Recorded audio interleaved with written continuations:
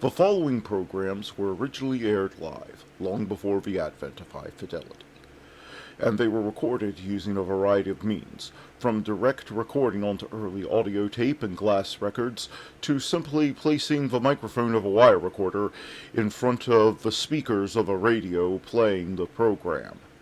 I hope, however, that any variance in audio quality will not take away from your pleasure in listening to these, some of the all-time favorite shows.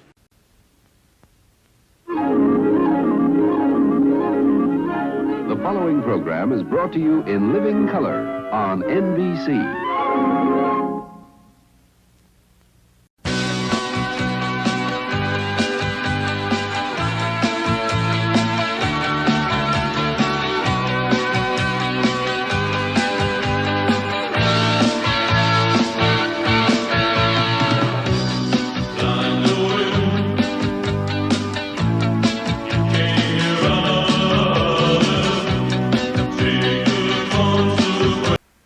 Next guest will give you the laughs, just don't ask him to lend you money.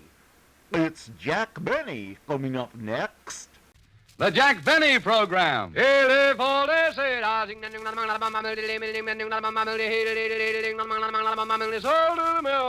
Quality of product is essential to continuing success. And Lucky Strike means fine tobacco. Right you are. Yes, sir. LSMFT, LSMFT, LSMFT. Lucky Strike means fine tobacco. So round, so firm, so fully packed, so free and easy on the draw. Sure thing. Lucky Strike means fine tobacco. Independent tobacco experts, auctioneers, buyers, and warehousemen present at the auctions can see the makers of Lucky Strike consistently select and buy the finer, the lighter, the naturally milder Lucky Strike tobacco. This fine Lucky Strike tobacco gives you real, deep-down smoking enjoyment. So smoke that smoke of fine tobacco, Lucky Strike. So round, so firm, so fully packed, so free and easy on the draw. At 49, sold American.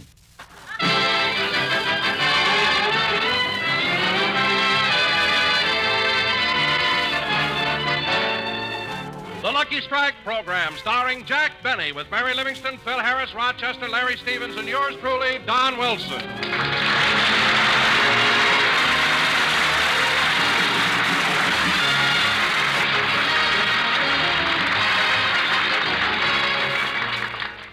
Ladies and gentlemen, about 3 hours ago, Jack Benny left home for the studio.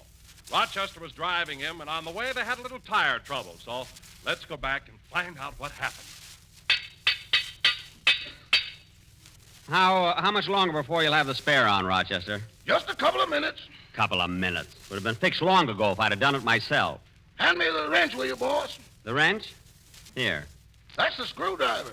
Oh, the wrench. Here. That's the pump.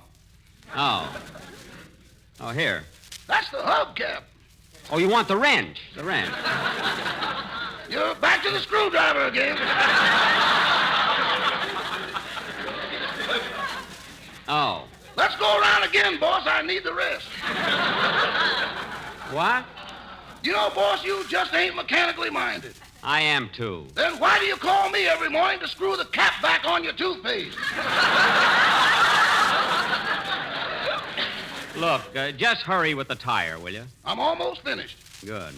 I just can't understand having a blowout. A very good tire. It's a General. I know, but you've run this General down to a buck private. Stop being silly. That tire hasn't got so many holes in it. It hasn't. Boss, the inner tube could be arrested for indecent exposure. What? Even the wheel is ashamed to go around with it. Rochester, that's a terrible joke. An awful joke.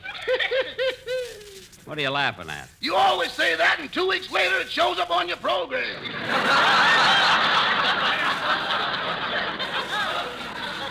It does not. Now, come on, you're all through. Let's get going, will you?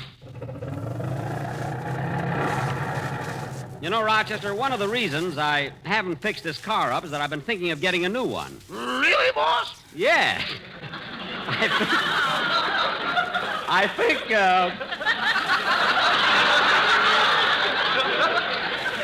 I think this car has just about seen its best days. I told you that the day you bought it. I know. Do you really think you'll buy a new car?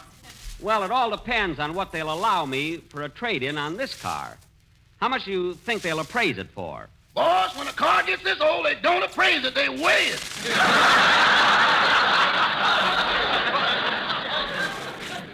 Well, they'll have to give me a good price or I won't trade. We're pretty close to NBC. You better start looking for a parking place. Why don't we go to a parking lot? Rochester. Sorry, boss. I'm letting my post-war plans get the best of me.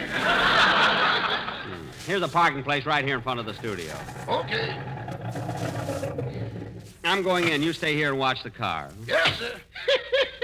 What an automobile. This is the car that made the Irishman stop smiling. What? And drove months mad. Never mind. Just stay here and wait for me. Da-da-dee-da-dum, da-dee-da-dum, da-dum, dum-dee. Oh, hello, little boy. Hello. Mr. Benny, may I have your autograph, please? Why, certainly. There you are.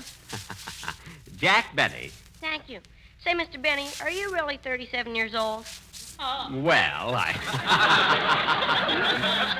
I will be in February. How old are you, Sonny? 5. Only 5? Well, I will be in June. Well, goodbye, Sonny. I have to run along. Jackson. Oh, hello, Phil. Am I late? No, I just got here myself. Are you Phil Harris? Yeah, that's me. Do you want my autograph? Gee, I'd sure like to have it. Okay, hand me your book. There you are, Phil Harris. Thank you. Gee, aren't there supposed to be 2 R's in Harris? I don't know, kid. I spell it different every time.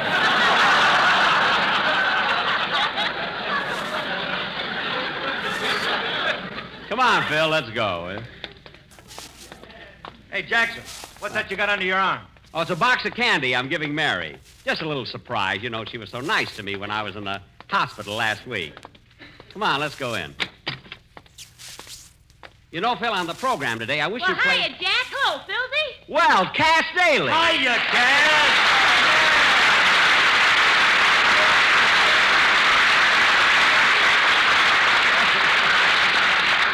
Well, glad to see you, Cass. You know, you're doing a swell job on the Fitch bandwagon. Well, thanks. And say, Jack, I'm glad I met you and Phil. Yeah? I'd like to invite you to a party I'm giving Saturday night. Gosh, I've asked everybody in Hollywood. Clark Gable, Van Johnson, Bing Crosby, Cary Grant, Gary Cooper, Fred McMurray. But, Cass, they're all men. Aren't you inviting any girls? You're new around here, ain't you, bud? Oh, I see. Hey, Cass, you're a regular female wolf, ain't you? Well, you know my sponsor's motto. If the shoe fits, wear it. I said it, I'm glad.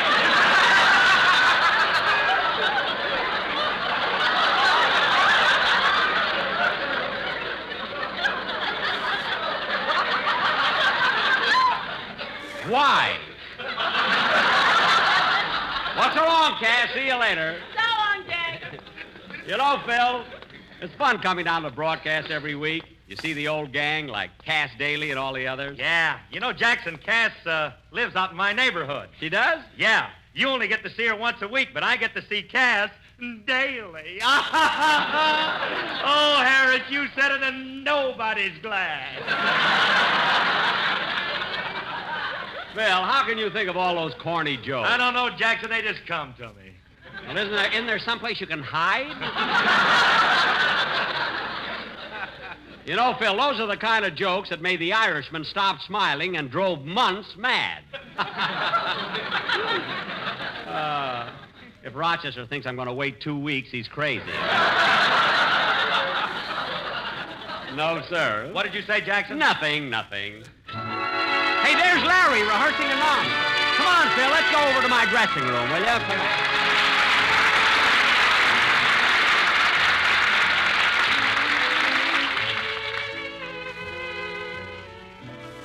I'm as restless as a willow in a windstorm.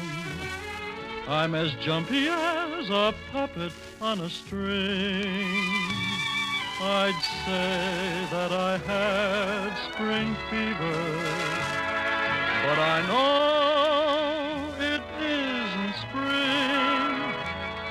I am starry-eyed and vaguely discontented, like a nightingale without a song to sing. Oh, why should I have spring fever when it isn't even spring? I keep wishing I were somewhere else, walking down a strange new street, hearing things that I have never heard from a girl I've yet to meet. I'm as busy as a spider spinning daydreams. I'm as giddy as a baby on a swing. I haven't seen a crocus or a rosebud or a robin on the wing, but I feel so gay in a melancholy way that it might as well be spring. It might as well be spring.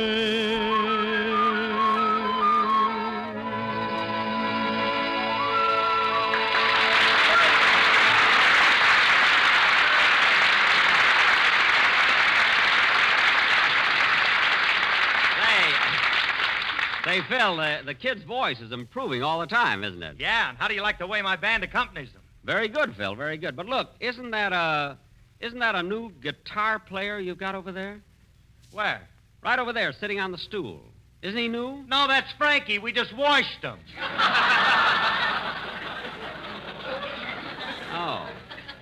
Well, Phil, why don't you use soap on the rest of them? You might find some pretty good musicians under there, you know? Yeah. Yeah. Well, you better... Well, you better rehearse your number now. I'm going over to Mary's dressing room and give her this box of candy. Okay. Ya-da-dee-da-dum, da-dee-da-dum, da-dum, dum-da-dee-da. Gee, Mary would be surprised to get this candy. Da-dum. I'll disguise my voice. Who is it? It's the man you're deliriously and madly in love with. Oh, you can't fool me. Come on in, Charlie. Charlie? Mary, I demand an explanation. Ah, Jack, I knew it was you all the time. Oh. And stop pouting. Pouting? Listen, sister, I never let any girl upset me. Oh, no. What about the time your girlfriend, Gladys Abisco, returned those socks you knitted for her? Mary, you know I don't knit socks for girls. I knitted those for myself. Well, I did. Well, why'd you give them to Gladys? Because they were too big for me. That's why. Anyway, Mary, I stopped off on the way to the studio and bought you this box of candy. Here. Candy? Gee, thanks. Why'd you do that? Because you were so nice to me when I was in the hospital last week. Oh, it was nothing. It was, too. You came to see me every day, and that's a sign you love me. Oh, it is not. It is, too. I know you. You try to act like you don't, but deep down inside, you think I'm peachy.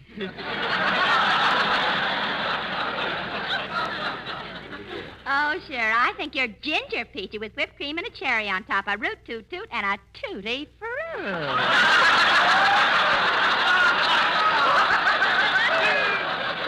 You've been around Harris too long. Listen, you can joke all you want to, Mary, but it's the little things you do that show me how you really feel. Like last night when I took you for a drive. That was a nice thing you did. Well, we ran out of gas. Somebody had to get out and push. Well, you didn't have to push so fast. I got a ticket. Anyway, Mary, now that I brought you a box of candy, you going to give me a little kiss? Oh, for heaven's sake. Every time a man brings a girl a box of candy, he wants a kiss. It's the same thing with my sister, Babe. It isn't the same. She brings the candy. Anyway, what are you stalling about? Give me a little kiss. Huh? Jack, I'm not stalling, but take a look at yourself in the mirror. Why didn't you shave? Oh, I don't think I need a shave. You do, too. Well, maybe a little. I can wait till tomorrow. Jack, I never saw anyone like you. If it's hair, you hate to lose it.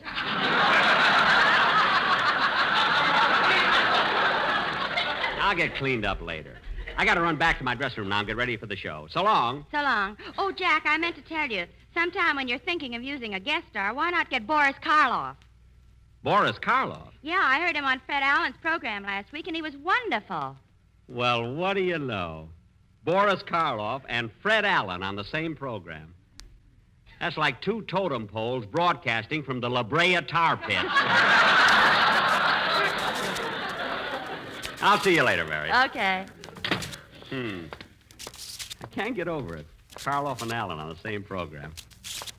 That's like two totem poles. Oh, I said that. I must stop parking my gum on my glasses.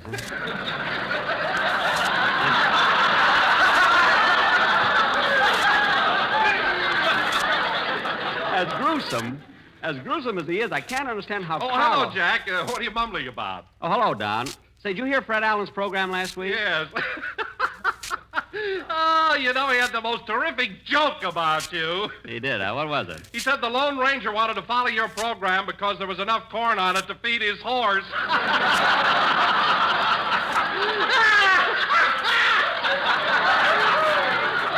That's the first time I ever saw a man laugh himself out of a job. What a joke. Anyway, Allen's certainly the right comedian to be on a tea program. Tender Leaf presents Tender Head. Oh, Jack, I can't understand why you always pick on Allen. I think he's a nice guy. Don, you've been with me 15 years. What do you know about a nice guy?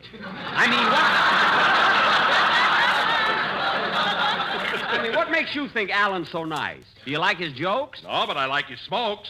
What? He's a Lucky Strike fan. Fred smokes Lucky Strikes because he knows they're made of the lighter, the finer, the naturally milder tobacco. But... He knows that LSMFT stands for Lucky Strike, means fine tobacco. But... Yes, Jack, even the butts are so round, so firm, so free and easy on the draw. I know, Don, I know. Look, and I'll see you later. I got to go back to my dressing room. Gee, that was a pretty good gag I thought of. Tender Leaf presents Tender Head.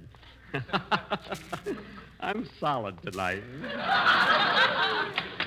Well, I guess I better put my tie on and... Gee, Mary's right. I do need a shave. I wonder if I've got time to... Yeah, I'll call the studio barber and have him come up. Operator!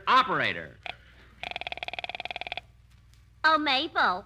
What is it, Gertrude? Look at your switchboard. Mr. Benny's dressing room is flashing. Oh, yeah. I wonder what sweet Leilani wants now. I'll find out. Yes, Mr. Benny. The studio barber? One moment, I'll connect you.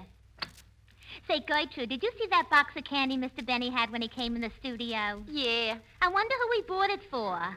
I don't know, but the piece he gave me was lousy. You know, Gertrude, I'll never forget when Mr. Benny first went on the air. Oh, were you the operator then? No, my mother was.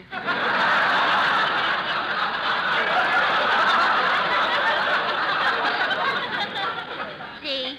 Did your mother tell you all about him? Yeah, but not till I was 14. You know, Mabel, I heard that on his first program, Mr. Benny came to the studio wearing spats, top hat, white tie, cutaway coat, and a cane. Did he get any laughs? Yeah, he forgot his pants. Gee, in those days, he was even cornier than Phil Harris. Yeah, and that ain't easy. You said it. Oh, Mabel, Mr. Benny is flashing you again. Yes, Mr. Benny? I'm through with my call. Yes, sir. Oh, Mabel, may I talk to Gertrude for a minute? It won't do you any good. She thought the candy was lousy. Oh, well, never mind. Goodbye. That Mabel is cute. I wonder if her mother ever told her about me. Gee, those nights out on Sunset Boulevard where the Trocadero is now. Gosh, how time flies.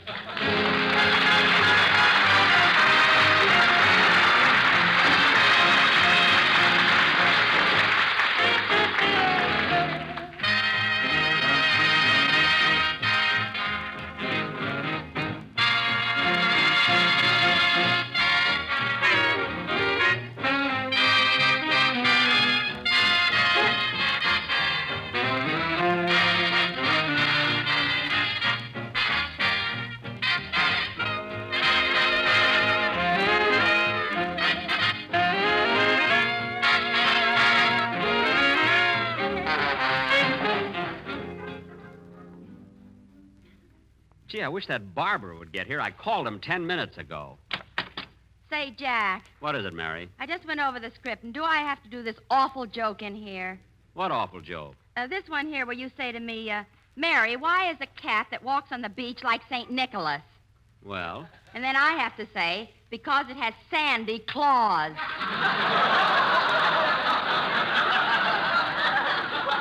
Well, Mary, you just don't get it. It's too subtle. You see, Sandy Claus, beach, cat. I wouldn't do that joke if I had 9 lives. Well, then I'll give it to Phil Harris. He'll think I'm doing him a favor. Yeah, do that. Yeah, see you later. Can't understand why she doesn't like that cat joke. Got screams when I was headlined at the Palace in Cucamonga. Come in. I'm here to shave you, sir. Oh, are you the barber? Well, what do you think I am with this razor in my hand? The star of Spellbound?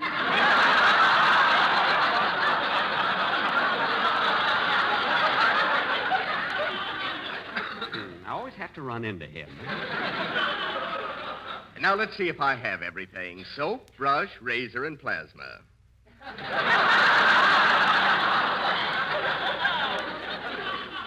Plasma? I may cut you.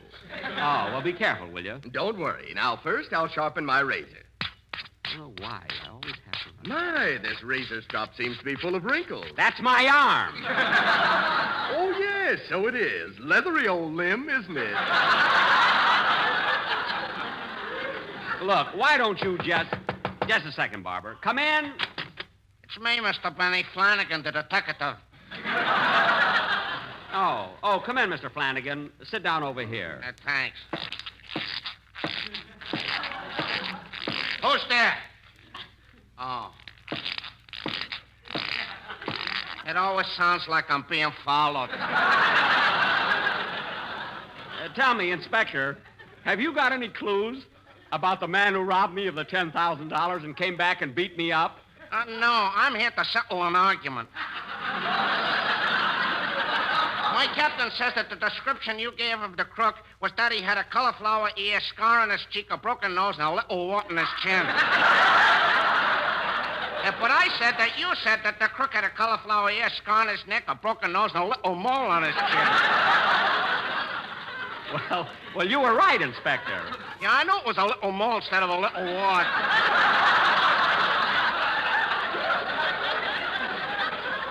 Well, I'm glad we cleared that up. All right, I'm ready to shave you now. Okay.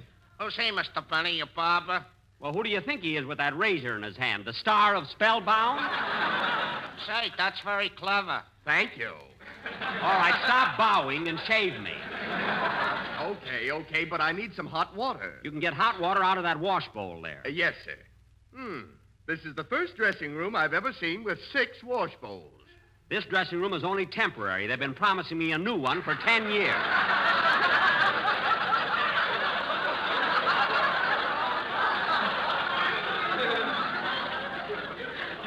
Now, Inspector,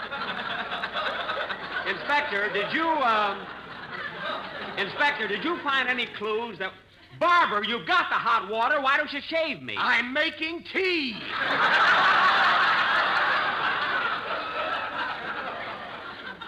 Oh.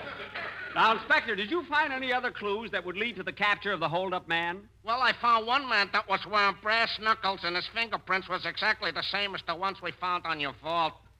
Well, that was the man. Why didn't you arrest him? I didn't have the heart. He was my brother. I don't care if he was your brother or not. It was your duty to arrest him. Oh, I couldn't do that. Why not? He's sending me through detective college. On my money? A little from you, a little from somebody else, a little from me. From you? Oh, yeah, he steals from me, too. Flanagan, get out of here. Get out. Out. Okay. You're just mad because I got a little education. Get out.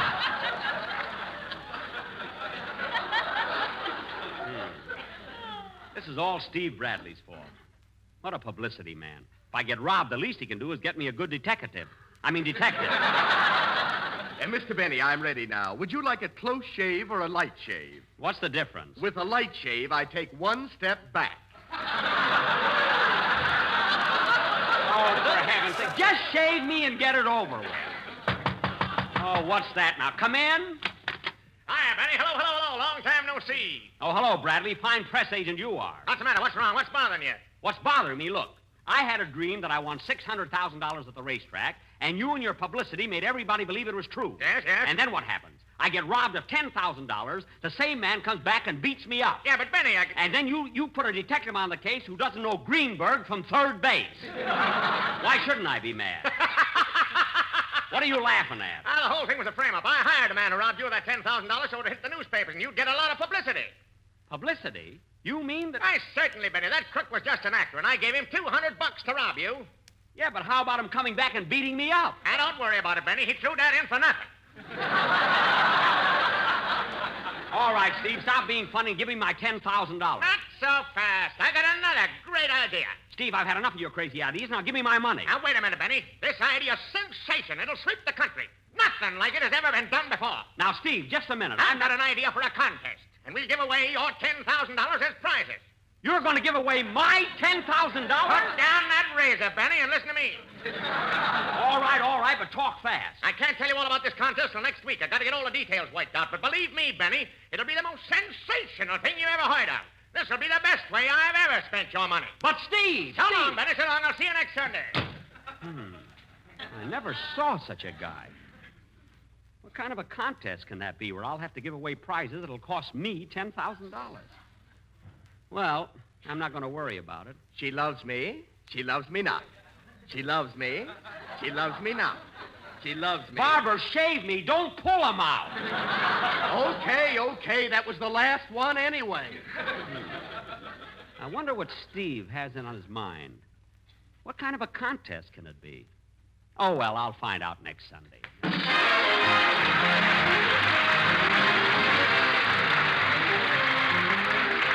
Ladies and gentlemen, be sure to listen in next Sunday and find out what this contest is all about.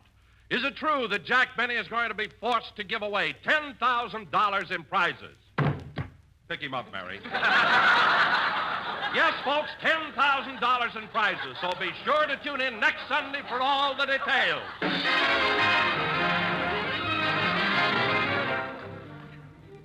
Ladies and gentlemen, Christmas is just 1 month away, and if our gifts are to reach their destinations on time, we should mail them early.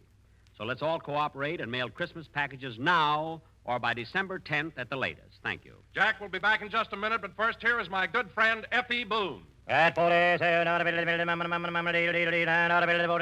sold American. In a cigarette, it's the tobacco that counts. And Lucky Strike means fine tobacco. Yes, Lucky Strike means fine tobacco. Mr. Alexander G. Irvin, independent tobacco warehouseman of Reedsville, North Carolina, said, As a tobacco man, I can tell you why Lucky Strike is a milder, better-tasting cigarette. Lucky Strike buys the mild, fragrant tobacco that makes for top smoking enjoyment.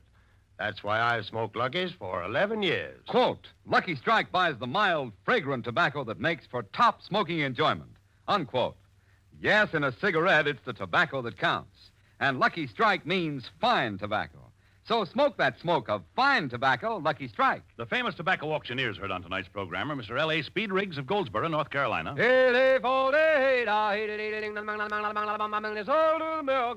Mr. F.E. Boone of Lexington, Kentucky. At 45, sold American. Basil Rysdale speaking for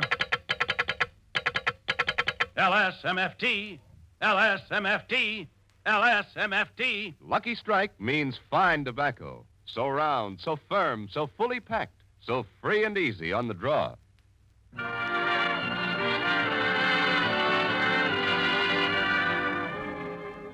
Gee, Mary, I wonder what this contest can be that Steve Bradley has in mind. I don't know, but he's crazy enough to do anything. That's what worries me. Gee, if I'd have listened to him, it would have been me instead of Itchy stuck in that tunnel. Oh, well, we'll just have to wait and find out. Good night, folks.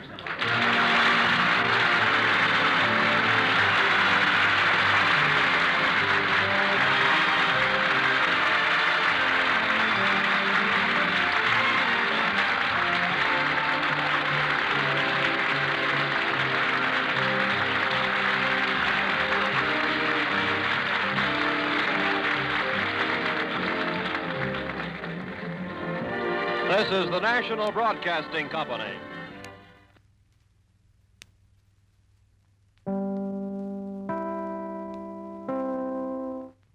KFI Los Angeles.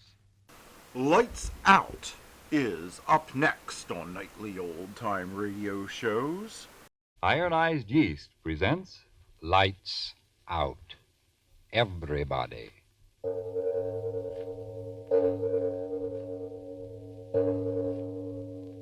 It is later than you think.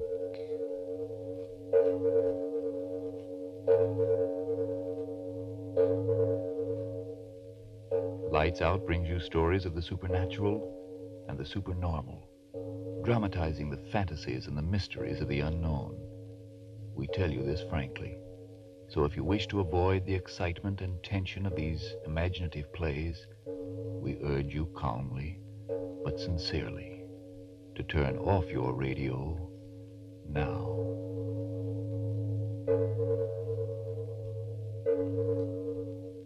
This is Arch Oboler.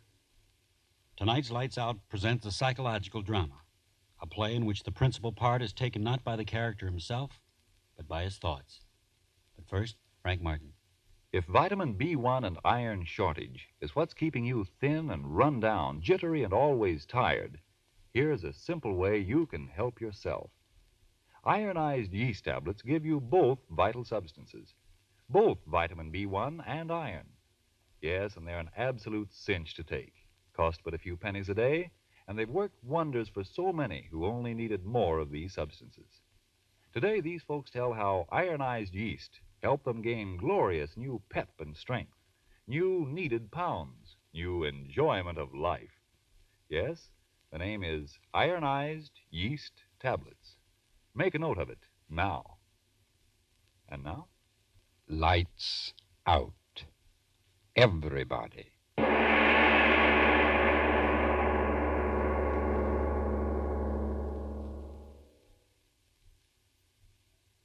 The voice you are about to hear is that of the thoughts of one Darrell Hall, accused murderer. He sits in a courtroom awaiting the return of a jury which is to decide whether he is to live or die. And as he waits, the thoughts in his mind seethe and swirl, seethe and swirl. Guilty, not guilty, guilty, not guilty. Oh, why don't I stop thinking those words? Words those jurymen are saying. He's guilty. He's not guilty. He's guilty. Not guilty. No, Guilty. no, I've not got to guilty. stop thinking Guilty. of what's going on in that room. The jurymen, I've got to stop thinking of them. I've got to keep my head clear. I've got to figure things out. When did all this start? Yes, I remember. That night Wayne and I were sitting in my room talking about dreams. I remember he said... Oh, come on, Darrell. Don't expect me to believe that one. I'm certainly telling you the truth. A fellow with your imagination wasting his time teaching biology to a bunch of co-ed nitwits? No, sir. You should be writing fiction. Well, I assure you, my dear Wayne, I've told you the truth. Here, are you really serious? I am. You actually mean that in all your life you've never had a dream? Never. Not even when you were a child? To my knowledge, I've never had a dream in all my life. Well, how do you like that? I like it very well. I close my eyes, oblivion. And then I wake up. No nightmare hangovers, thank you. Now, wait a minute, Darrell. Let me get this straight. You mean you've never even had a dream after, eating a Welsh rarebit at midnight or surrounding a dozen green apples or anything like that? Believe me, Wayne, I've never had a dream of any shape, form, or description in all my life. A dream to me is just a word, something that happens to other people, but never to me. Oh, but everyone must dream. Well, just so happens that my subconscious doesn't work that way. I tell you again, I've never dreamt. Oh, what do you know about that? It's just unbelievable. I tell you, unbelievable. Yes, that's what he said. It was unbelievable. Unbelievable that I'd never dreamt. And then after a while, he went away and left me there. It was early evening, but I remember that somehow, strangely, I was very tired. I sat down in the easy chair. I was so tired. I closed my eyes. I slept. And then it happened. A strange murmuring in my head. Yes, that's how it started. A murmuring as if in warning. And then in the darkness around me, strange faces lifting and falling. White faces, faces without hope. Their eyes full of horror. Their white, bloodless lips pleading wordlessly in a way that made the heart in me cry out in pity. And suddenly I knew I was asleep and dreaming. Yes, dreaming for the first time in my life, and these faces I was seeing were things of a dream. And even as I knew that, the dream was gone. Blackness. And yet I knew that I was still asleep, and in me there was a terrible feeling of foreboding, of a horror to come in that dream. What? How? I didn't know, but I wanted to stop sleeping. I wanted to open my eyes quickly before... And then I saw her. In my dream, I tell you, I saw her moving slowly toward me out of the darkness that was my dream. At first, a white wraith-like thing, and then I saw it was a woman. Yes, the body of a woman, but the face... That face. Gross. Unclean. The thick, bestial brows. The wrinkles of... The lecherous writhings of thin crimson lips that lifted from teeth bright and pointed and flecked with blood. Closer, closer to me, and then she spoke. One word. Kill. Yes, that's what she said, kill. And as she said it, she moved closer. Her hands went out and her eyes. And in my dream, I screamed... I awoke. I remember just at that second the clock on the mantel began striking. 5, 6, 7. I counted each chime in happiness, since the hearing of it meant that I was awake out of the horror of that dream. When the clock had stopped chiming, I sat there. My one thought was, if that's dreaming, may I never dream again. I heard a sound. What was that? I sat still, afraid to move. And then I laughed. It was my own heart still pounding with fright at what I had seen in my first dream. Oh, why do I sit here thinking of what has been? The jury in there, they've got to hang me. He's guilty, not guilty. No, Guilty, no, not guilty. no, I mustn't think Guilty, of them. not Better guilty. to keep my thoughts on how it all started. Better to figure things out. Where was I? Yes. Sitting there, listening to the beat of my heart, thinking of the horror of that dream. And then suddenly that wordless, pitiful murmur I heard in my dream was whispering in my head again. As quickly as it began, it was gone. How could this be? I was awake. This was no dream. Then why had I heard that same sound that had come from those pitiful white faces that had floated before me while I slept? Why? I heard it, a sound behind me. Who? Yes, my friend Wayne. It must be. He come into the room, standing behind my chair, thinking I was asleep. I turned around and I said, "Wayne, is that you?" Why, ah!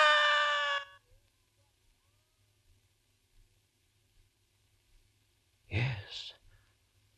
I screamed. I screamed so loudly there was blood in my throat. For it was she again, that woman out of my dream. But this wasn't a dream. She was standing there, I tell you, she was standing there close to me, looking at me, and those devil's lips said that one word. Kill. I jumped to my feet. No one in the room, no one. I tell you, I remember standing there, my head reeling. Who was she? Where'd she come from?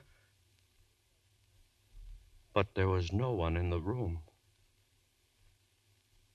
Had there been anyone there? I didn't sleep that night. And by morning, yes, by morning I had it all figured out. 2 dreams, that's what it had been. And the second had been more vivid than the first. Yes, of course, I had never dreamed before, and of course my first dream would seem reality. And yet, some measure of uncertainty remained with me. Mary saw it in my face when I had dinner with her that night. I remember she said... Darryl, do you mind if I ask you something? What a question. Of course not. Is there something wrong? You mean with the dinner? Why, you know this is my favorite restaurant. With you, dear. Has something gone wrong at the university? Why do you ask that? The worry in your eyes. Oh. What is it, dear? Oh, nothing important. Changed your mind about loving me? Mary. Oh, then tell me what it is, please. All right. It's really nothing to concern yourself over, just a dream. Dream? Darryl, you dreamt? Yes, last night. Oh, how marvelous. Now you're normal even when you sleep. That's right, isn't it? I'm back to normalcy, am I not? Oh, and here I thought from the expression on your face that it was something really important. Yeah, it's funny, isn't it?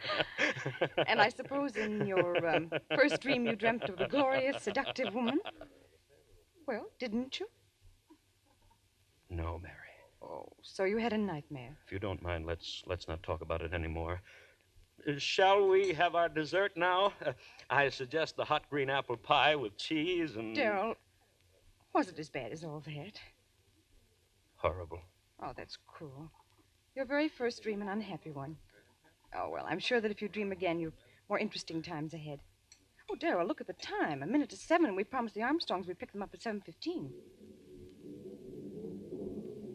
Darryl, what is it?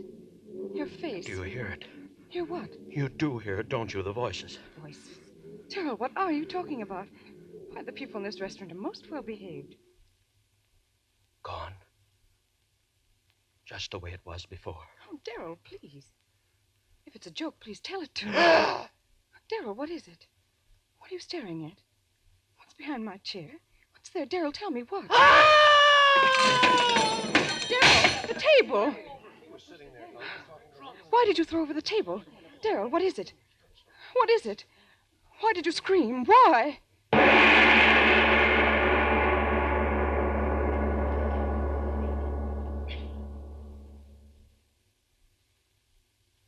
Ladies and gentlemen, a moment's time for breathtaking in this amazing story of Darryl Hall, accused murderer. A moment to get back to the realities of our everyday life and the problems of those unusual times which confront you and me and that man and wife who may be your next-door neighbor. Are you short on vitamin B1 and iron? If so, this may be you saying... Oh, tomorrow's another day. The work's piling up on my desk, and I'm so tired out and jumpy and all in, I haven't a chance to catch up with it. Don't be so sure of that, my friend. If, like so many Americans today, you simply need more vitamin B1 and iron, here's an easy way to get them.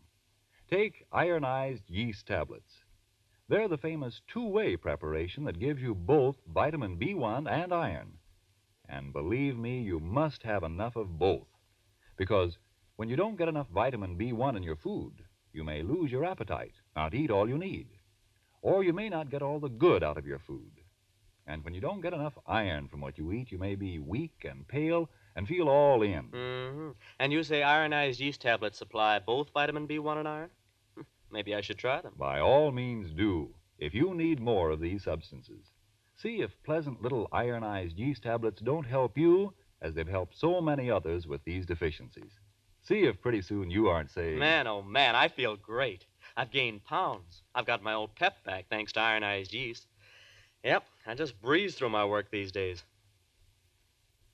And now back to the thoughts of Darryl Hall, accused murderer, as he sits in the courtroom awaiting the return of a jury, which is to decide whether he is to live or die.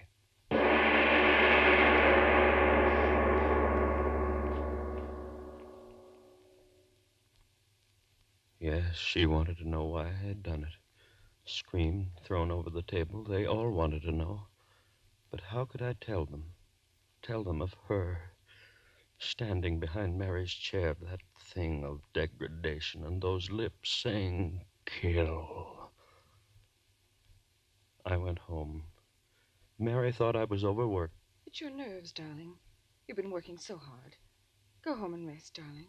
That's all you need. Rest. What good was rest? I had to reason things out. All my life I'd lived with reason, and now this horror. Hallucination. Yes, that was it. I had been working hard. They paid so little at the university and expected so much. And so I rested through the next day. It was quite dark when I awoke. The phone rang. It was Mary calling to find out how I felt. Are you sure you're all right, Darryl? Oh, yes, Mary. Yes, I'm fine, thank you. You sound all right. Your advice was good, dear. Rest apparently was just what I needed. Then go along back to bed. I'll talk to you tomorrow. All right, dearest, and thanks for calling. Goodbye, Darryl. Sleep well tonight. I hung up the receiver. And then the clock on the mantel behind me began striking. Always at 7. Yes, that was true. Both times at 7 o'clock was when that horror had happened, and then, with the last chime of the clock, I realized it was 7 again. 7. Would I see her again? I stood there back against the wall, waiting. So quiet. I could hear the clock ticking away the seconds. Would it happen again, this hallucination of mine? I waited. I heard no pitiful murmur of voices. Just quiet. The tick, tick, tick of the clock. So dark in the room, I could see the shadowy emptiness of a chair near the other wall. And then the chair was no longer empty. There was someone in it, and I said, "Who's there?" There was no answer, and I said, "Answer me, who's there?" No answer. A strange darkness in the room. Deeper and deeper, I could see nothing, and then 2 swirling pools of flame-red light, closer and closer. I stood there. I couldn't move. A rumbling began in my head. Fear, I tell you, fear tearing at my brain. Louder and louder, while those red circles of light came closer and closer. What was it? What was it? What? And then I knew. It was her eyes. Her eyes burning close into mine, into the brain of me, pounding one thought into me. Kill. Why did she say that? Why? Kill whom? Why should I kill? Why should I kill? If I had known then. The jury coming back, the verdict, what? No, not yet. Still out. They've got to find me guilty. I've got to hang if I live. But I mustn't think of that. I must think of what happened. What happened? Well, where was I? Yes, that woman, her eyes pounding that word into me, and then gone again. But this time as real as the breath in me. I knew it. I knew it. And with that realization, a coldness as of a wind blew around me and clutched at my heart. For if she was reality, somehow I knew I was lost. And so it began. Night after night at the stroke of 7, first that wailing dirge of those lost souls, and then her writhing lips. Kill.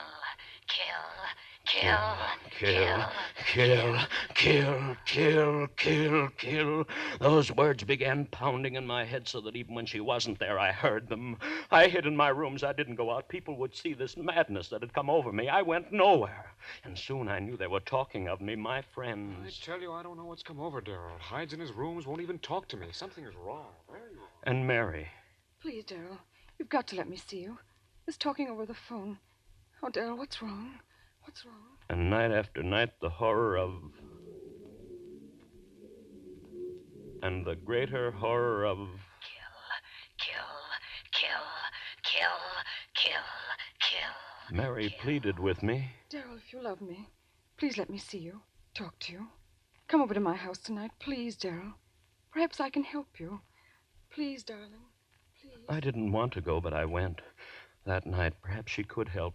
Yes, help me understand the madness of those wailing voices and drifting white faces. Understand the horror of that woman and that maddening word. Mary, so understanding, so gentle, she could help me. Clear my head of the madness.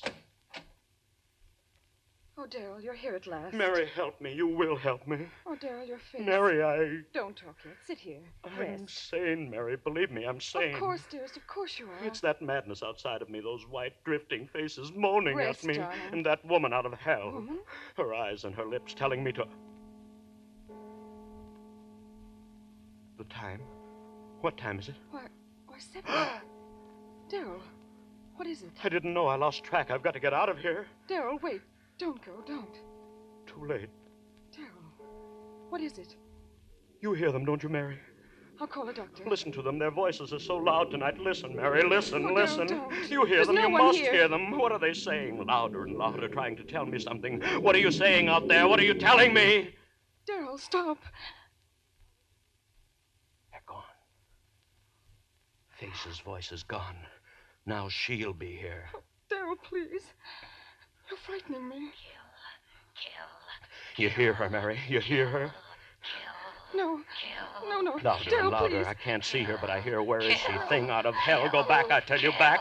Louder and louder. Make her stop, Mary. Make her stop pounding in my head. Stop it, stop it. She'd ever you. What do you want of me? Stop it, stop. Stop it. I can't stand anymore. Yes, go away and I'll kill. Don't. I know. Don't kill me. Daryl. No. Kill.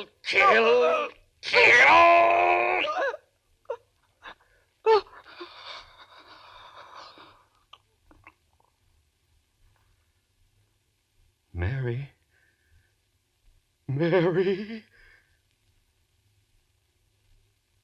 Yes, I had killed her.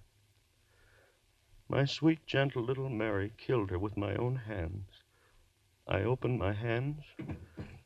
She fell to the floor. I went out into the street. People all around me, hurrying. I was in no hurry. What that woman had wanted, I had done. I had killed. I walked all night, it didn't matter where, and in the morning I found myself on the campus of the school before the very building in which a class was waiting for my lecture. I went in. I walked up on the platform and looked down into their faces, and I said to them, "Ladies and gentlemen, my lecture for today will be on the subject of the indeterminate factor in the evolutionary..." I stopped, a murmur in the air, those voices again. But it was broad daylight. I had never heard those voices in daylight before. What did they want of me? What were they saying? There was a strangeness in their pitiful voices, yes, like a dirge of tears and sorrow for someone, for me. Yes, for me. And then her voice, laughing, triumphant, and then I understood. For the first time, I understood everything. She had triumphed over me. That was why those lost souls were wailing a dirge over me. I was hers forever. I turned and ran out of there like a madman. Ran, and as I ran, those voices of the damned were talking to me. You are doomed as we are doomed. As all who murder are doomed. We listened to her and murdered. Now you are one of us. No peace for those who murder, no rest through all eternity. No rest for those who murder. Through all eternity. I covered my ears with my hands as I ran. No use. I heard them. Only one hope for you, man. One hope. Expiate your crime. On the gallows. Pay for what you have done. Die on the gallows, and you shall have rest. One hope, man. One hope. So that was it. If I paid society for my crime, she would fail. I would be free of her, that thing, that essence of evil, that siren who called men to murder her so that their souls, would be slaves to her for all eternity. Yes, I would pay for my crime. I ran on back to Mary's house. Yes, I would pay, and gladly with my life to have peace and the rest of oblivion. I went back into the house. Yes, Mary was still there. Cold. I lifted her. Those same hands that had crushed the life out of her lifted her and carried her out into the sun. My eyes were so filled with tears that I could hardly see where I walked. People began milling around me. Hey, look at that guy. He's got a woman in his arms. Where's he carrying her? Hey, she must have fainted. No. Look. She's dead. Hey, who killed her? Hey, who killed her, mister? Who killed her? I did. I killed her with my own hands. I killed her, and please, I want to die for that. And then the trial. My friends, they wanted to save me. Clever attorneys and sanity commissions and twists of the laws, but I wanted to die. I tell you, I had to die. If they set me free, if I lived and died as most men die, whose death they call a natural one, then she would have me. No, I want to hang by the neck until dead. I want that noose around my neck, the trap beneath my feet. The jailer pulls a switch. My feet dancing in air, the noose murdering me the way my hands committed murder. Oblivion. And I'd be free of that horror with the writhing lips and the blood-stained teeth. The jury, they're coming in. Guilty. They've got to find me guilty. Guilty. Find me guilty. We, the jury, find the defendant guilty of murder in the first degree. Guilty! You hear that? You thing of the devil, guilty! And they'll hang me by the neck until dead, and I'll be free of you. I'll have my peace. You failed, you fiend, you. I'll pay for my crime. You'll never get me. You'll never get... Hey, he's fainted. The defendant's fainted. Get a doctor, someone. Ambulance. Call an ambulance. It's no use. This man is dead. Heart attack. Holy. And would you take a look at his face? As if he was looking at the devil himself.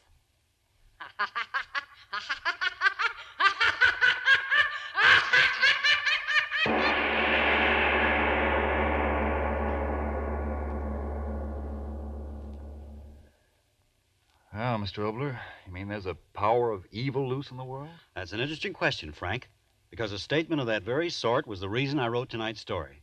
Someone said to me, how is it possible for so much evil to be done in the world unless there's a power for evil? But let's talk more about that and about a very exciting program next week after you've had your say. Friends, if vitamin B1 and iron deficiency is what's keeping you thin, jumpy, tired, worn out, why go on that way? Remember, friends, little ironized yeast tablets give you both vital substances. Of course, there are cases where a rundown condition may be due to some serious organic disturbance. If you're in any doubt, by all means, see your physician. But if more vitamin B1 and iron is all you need, remember, ironized yeast has been so successful in such cases that it's sold on this no-risk, money-back basis. If you don't begin to eat better, to feel better, and to sleep better, the cost of the first bottle will be refunded to you in full by Ironized Yeast, Box IY, Rahway, New Jersey. Now, what about this living power of evil, Mr. Obler? Well, my own belief is that no such power exists. I believe that the evil that men do may be caused by outside influences, poverty, the will to power, the wrongful examples of others. But as to the evil being a living monster, well, supposing we call tonight's story a parable of a man who really wanted to kill and saw the evil intent within himself personalized so vividly that he thought it actually existed outside of himself. Well, that explanation satisfies me. Now, what about next week? About next week, Frank? Well, I'm going to say that I think we have one of the most unusual and timely lights-out plays so far. We're particularly anxious that you hear this story. It's a quite different one, I promise you. Execution's the title. And if you've ever wondered what might happen in a village square when a Nazi maniac faces a fight beyond the understanding of his indoctrinated mind, then listen next week. Yes, tune in next Tuesday again for Arch Obler's Execution. And if you need more vitamin B1 and iron, be sure to try ironized yeast, the one and only ironized yeast. But remember, there's only one ironized yeast. You'll know it instantly by the yellow and orange package and by the big letters IY on the container and on each tablet. It is later than you think.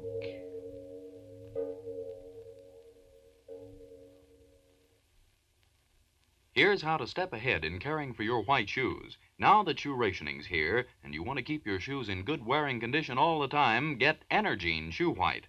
Energine Shoe White is made with the whitest pigment obtainable, only the very whitest. It spreads over your shoes easily, evenly, helps to keep them as white and neat looking as they can possibly be.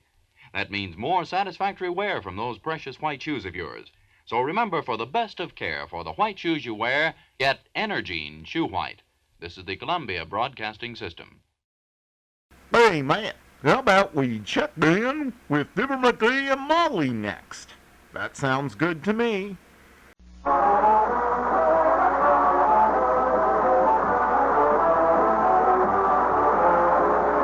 Evaporated milk, Pet Milk, presents Fibber, McGee, and Molly with Bill Thompson, Gail Gordon, Arthur Q. Bryan, Ed Begley, and me, Harlow Wilcox. The show is written by Phil Leslie and Keith Fowler and directed by Max Hutto with music by the King's Men and Billy Mills Orchestra.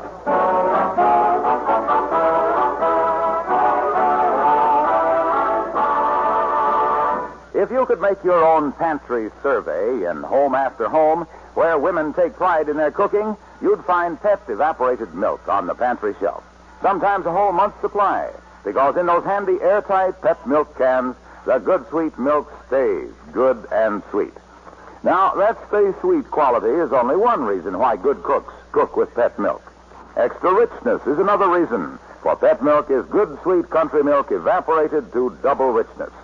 That means it's twice as rich as bottled milk in all the nourishing substances nature puts into whole milk. Good cooks like that extra richness because, by using Pet evaporated milk, they can put extra amounts of milk nourishment into favorite family foods. In addition, there's the economy factor, for Pet brand evaporated milk costs less generally than bottled milk or any other form of milk. For convenience, for fixing more nourishing, more delicious food at lower cost, keep Pet brand evaporated milk on your pantry shelf.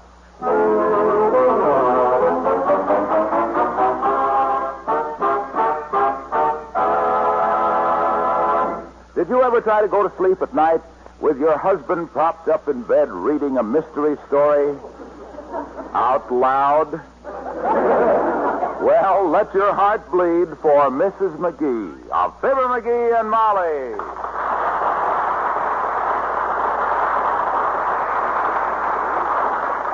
As a shot whined through the darkness and 4 more victims fell to the masked monster, Hemingway Savage, the great detective... Oh, McGee. Let's turn off the light now, will you, dearie? I want to get some sleep. Oh, you go ahead and sleep, Tootsie. Don't worry about me. I want to finish this book. The Case of the Mixed-Up Monster. You go to sleep. How can I go to sleep with you reading it to me? I'm not reading it to you, Molly. I'm reading it to myself. I like to read mysteries out loud on account of because I can follow the story better when I can hear it. Well, that figures. And what a story this is. Listen. At the sound of the shot, Savage bounded up the ladder, bounded across the roof, and bounded through the skylight. Sounds like a real bounder. It says, dashing into the lobby, Hemingway Savage opened the door of the phone booth and made a grisly discovery. Grizzly? Mm-hmm. Don't tell me there was a bear in the phone booth. Yep, and that's the gimmick, kiddo. The masked monster was a trained bear, see, that his master had taught him how to handle a gun, see? Only he keeps shooting all the wrong people till finally he gets his master in the end.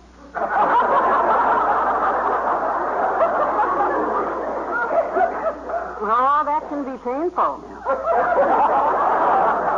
Well, it was no surprise for me who done it. I'm quick on deductions. I got what you might call a deductible mind. I'd make a great detective. All right, Sherlock. Give us a demonstration. Let's see you follow the trail to the window. What? Deduce how far you should raise it to get some air, and then shadow yourself back to the bed.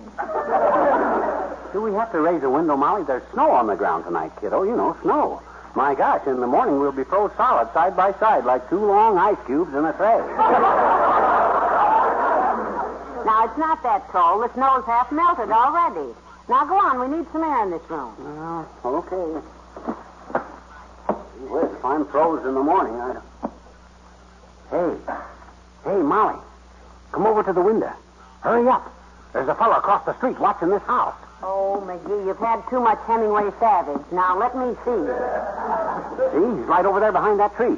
You can see his shoulder and the brim of his hat sticking out. Heavenly days, McGee, you're right. Boy, He's there, spying on our house. probably a burglar casing the joint. Oh, will he be disappointed?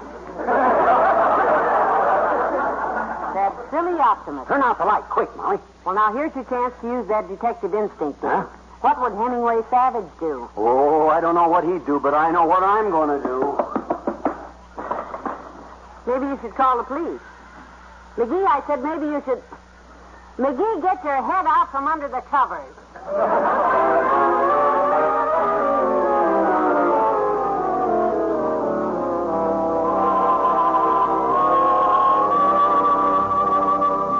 McGee, your lunch is ready.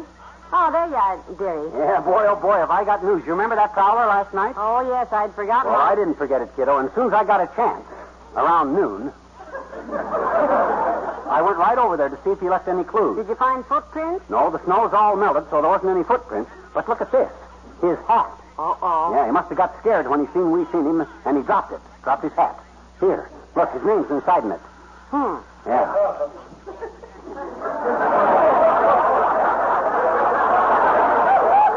See it? Sure. Hector Howell. Hector Howell. You know that sounds familiar, McGee? Well, it oughta. Hector Howell is the guy which moved across the street next to Mort Toops a month ago, and which I figured ever since he's been there was as phony as a mustache on the Venus of Milo. Why, of course, our new neighbor. You betcha. But why should he be spying on us? Because he thinks I'm on to his secret. What secret? Well, I ain't sure yet, but he's got one. When he first moved in, I went over there and I borrowed his hedge clippers, and he pretended to be a real neighborly. I see. Yeah, and then an hour later I went over and borrowed his garden rake, and he wasn't quite so friendly. A little standoffish, huh? Yeah. Then an hour after that, I went over and borrowed his hose, and he gave himself away completely that time. Told me to stay on my own side of the street. That guy's hiding something, kiddo. Probably his lawnmower. If I'd have made any more trips, he'd have even been more suspicious. Lucky I never took any of them things back. What do you think his secret could be? I don't know. He might be a spy or a counterfeiter or the guy that sells hot rhinestones. Hot rhinestones, that was. But whatever he is, I'll find out. How, dearie? Well, remember a couple of weeks ago I got a package in the mail? Yes, and you hid it from me, too. Yeah, well, you know what that was? What? That was a little dandy Dick Chasem detective kit. Yes, which I sent away for to little dandy Dick Chasem. It includes 10 complete disguises, a magnifying glass, and the address of a man in Little Rock, Arkansas, where you can buy a bloodhound. Ah, bless his little heart. He didn't tell me because he thought I'd make fun of him, huh? Yeah, and you would have, too. Now I can use them disguises and find out what Hector Howell's secret is. I'll follow that guy. Come in. Well, hello, Mr. Oldtimer. Hi, daughter. Hello there, Johnny. Hi, old-timer. You're just in time to hear about the big excitement, boy. I'm going to track down a dangerous criminal. I figure he's a spy or maybe a counterfeiter. Funny you should mention that, Johnny. One of my best friends was a counterfeiter. Yeah? Fellow named Wally. Well, it can't be the same one. This Yes, guy... sir. Wally used to say to us, boys, he used to say to us, Yeah? someday I'm going to make a lot of money. We never suspected he was going to make it out of lead slugs, tin pie plates, and wrapping paper. Was he a success in the racket? One of the best, Johnny. Yeah? Started out in a small way making nickels. At first, he didn't do so good. What was the trouble? Made the nickels out of dimes, daughter. Took 3 dimes to make 1 nickel, and that cut down his margin of profit. Well, he was a real smart operator. Oh, but he caught on fast. You've heard folded money referred to as the long green? Sure. Well, he made the longest green you ever saw. Dollar bills more than a foot long. Only took 2 of them to make a bankroll. Did the cops ever get on to Wally? That's the sad part of my tale, Johnny. Yeah? The long dollar bills were such a success that he got drunk with power. Oh, sure. Branched out with a special item that caught the eye of the law, and they drug him away. What was the special item? Well, you know a $5 bill has got Abraham Lincoln's picture on it. Yes? And a $10 bill has got Alexander Hamilton on it. So I've heard. Well, he made a $15 bill with Lincoln sitting in Hamilton's lap.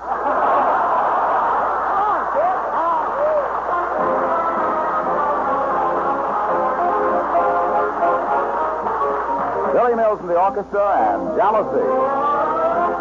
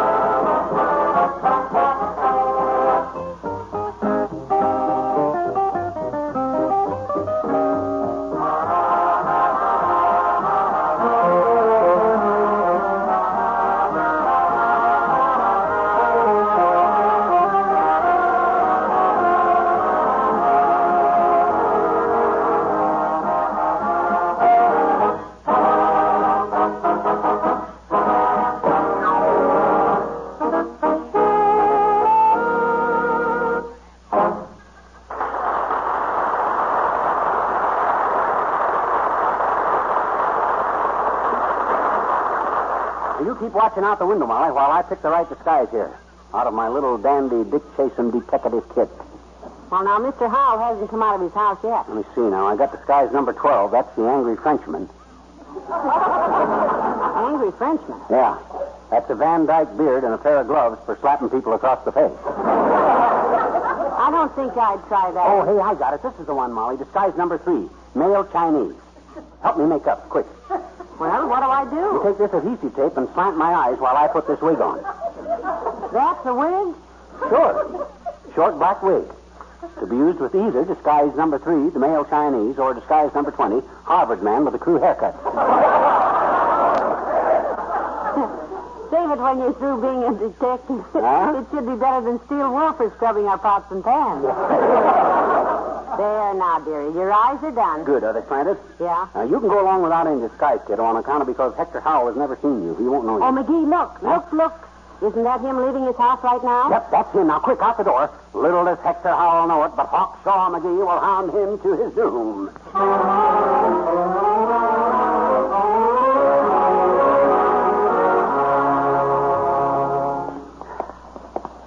Have you still got the man in sight there? Don't you worry. I ain't took my eagle eye off of him.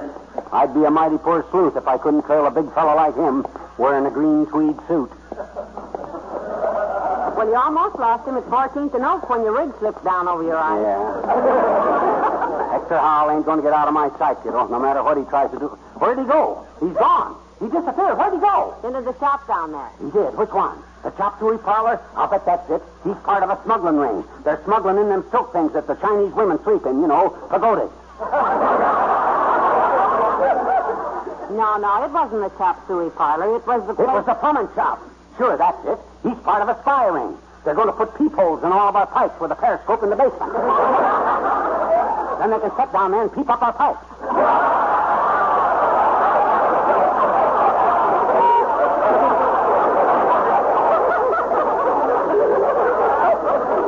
No, dearie, it wasn't the plumbing shop. It was ye old English tailor shopping. Ye old English tailor shop. That's where he So went. that's his game. What's his game? He's part of a pickpocket ring. He pays ye old English tailor to make suits with shallow pockets so they're easier to pick. Now, don't jump at conclusions, dearie. Why not wait outside of the shop and see what he does when he comes out? Yeah, I guess you're right. Let's stand in front of Kramer's drugstore here and pretend we're window shopping. You know, look in the window. You picked a lovely window, too. That's nice. That's as pretty a display of elastic stockings as I've seen in years. Uh-oh, Magee, here comes Mr. Wilcox. Oh, now, quick. You duck in the drugstore, kiddo. He won't know me in this Chinese disguise. I'll go buy some Christmas seals. Good. McGee. We need more Christmas Yeah. seals. Oh, here he comes. Excuse me, please, Nalikan Fland. Have you got a mattress? I'm sorry, I don't have one, McGee.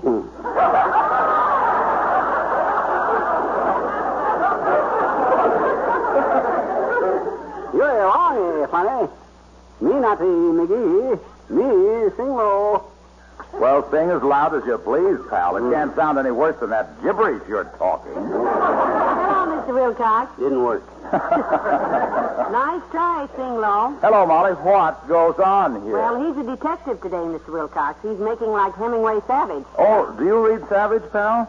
I picked up a copy of his latest book last night, The Case of the Carefree Cadaver. I haven't read that one yet, but tell me about it, Hilo. Well, you know, it was a cold night. Just right for sitting in front of an open fire. Yeah? So I took the book home and got a fire going. Then you started to read. No, then I went into the kitchen and made a big pan of chocolate fudge. Oh, chocolate fudge. Naturally, I used pet milk because its richness assures you perfect fudge. Oh, yes, perfect fudge. Smooth as butter and not a bit grainy. Well, I piled the fudge on a plate and sat down in front of the fire. And then you started to read. No, then I ate the first piece of fudge. And was it terrific? And then you started to read. No, then I ate another piece. There just isn't any better chocolate fudge than the kind you make with Mary Lee Taylor's pet milk recipe. Do you know how to read, Junior? Why, sure, pal, but this recipe has been a favorite down through the years, and it's still so popular, it's been named the pet milk recipe of the month, featured in grocery stores everywhere. Okay, Fudgy. But about Hemingway Savage, this Hemingway Savage's book, tell me about that book, the book. I'm sorry I can't, pal. I never read it. You never read it? No, I never intended to. I just tore out the pages and used them to start the fire with. This boy has got to go. Well, we'll let you know what happens with our case, Mr. Wilcox. McGee may turn out to be another Sherlock Holmes. I'm glad you mentioned Sherlock Holmes, Molly. Why, Mr. Wilcox? Well, because of the people who decide to make fudge and find that they have some pet milk handy. What that got to do with Sherlock Holmes? Well,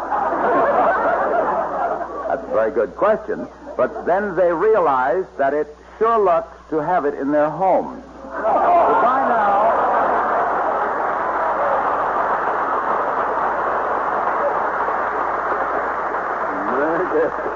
Maybe I ought to track him down. That gag was the worst crime anybody ever committed. Now, let me get this disguise off, Molly. It ain't Well, working it right certainly didn't fool you. No. there, Molly. Hello, Dr. Gamble. And good day to you, musclehead. Hi, melon shape. You're back in the doorway here. I don't want to attract attention. What are you doing, hawking razor blades for Christmas money? Because I don't want any. No, he's a detective today, Doctor. There's no use telling him about it, Molly. He don't know nothing about detective work. On the contrary, flap lip. As medical examiner of Wistful Vista, I've been closely associated with our police force. Is that so? Yes. Two of my friends, Sergeant Max Schwartz and Sergeant O. Ginsberg, often take me along in their prowl car. Well, they must do their prowling in a Greyhound bus if they can get you in. Guy your size couldn't get Oh, now, McGee. Have you had any exciting experiences, Doctor? Oh, yes. Had one last week, Molly. We were cruising along when an order came over the radio. Car 10, that was us. Yeah? Car 10, go at once to 14th and Oak. Car 18, go to 14th and Oak. Car 23, go to 14th and Oak. Car 27 to 14th and Oak. My, how thrilling. What happened at 14th and Oak? Plenty. We all got there at the same time, and there was the darndest four-car collision you ever saw.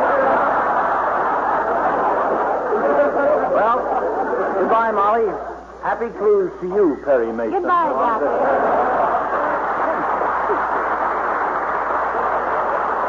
Him and his two-bit experiences. When I track Hector Howell down, every newspaper in the country will... Well, McGee, look. Huh? Look.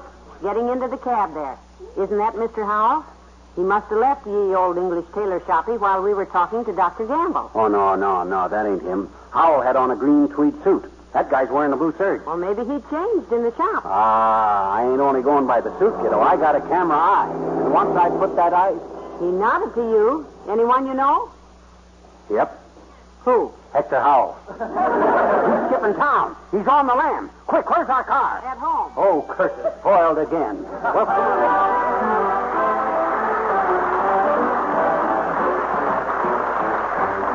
The King's Men, and let the worry bird worry for you.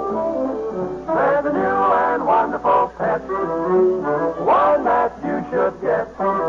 It's the craziest bird you've ever heard of. He worries, worries. All he does is fret. Let the worry bird worry for you. Let the worry bird fuss and stew. He's a wonderful pet, and when you get the jitters, he twitters. Let the worry bird worry his head. Have the time of your life instead. What's the tumble or two, as long as you can keep well and sleep well. Every clown is silver-lined. Bear that in mind. When old man trouble gets tough and the going gets rough, let the worry bird worry for you. It's remarkable what he'll do. He'll consider it fun to be your understudy. So, buddy, let the worry bird toss and turn. Let the worry bird sizzle and burn. He's a wonderful pet, and when you get the jitters, he twitters. Let the worry bird champ at the bit. Let the worry bird fall in a fit. What's the tumble or two, as long as you can keep well and sleep well. When old man trouble gets tough and the going gets rough, when you don't have to take it, let the worry bird worry for you. It's remarkable what he'll do. He'll consider it fun to be your understudy. So, buddy, just why should you be blue? Let the worry bird sing the blues for you.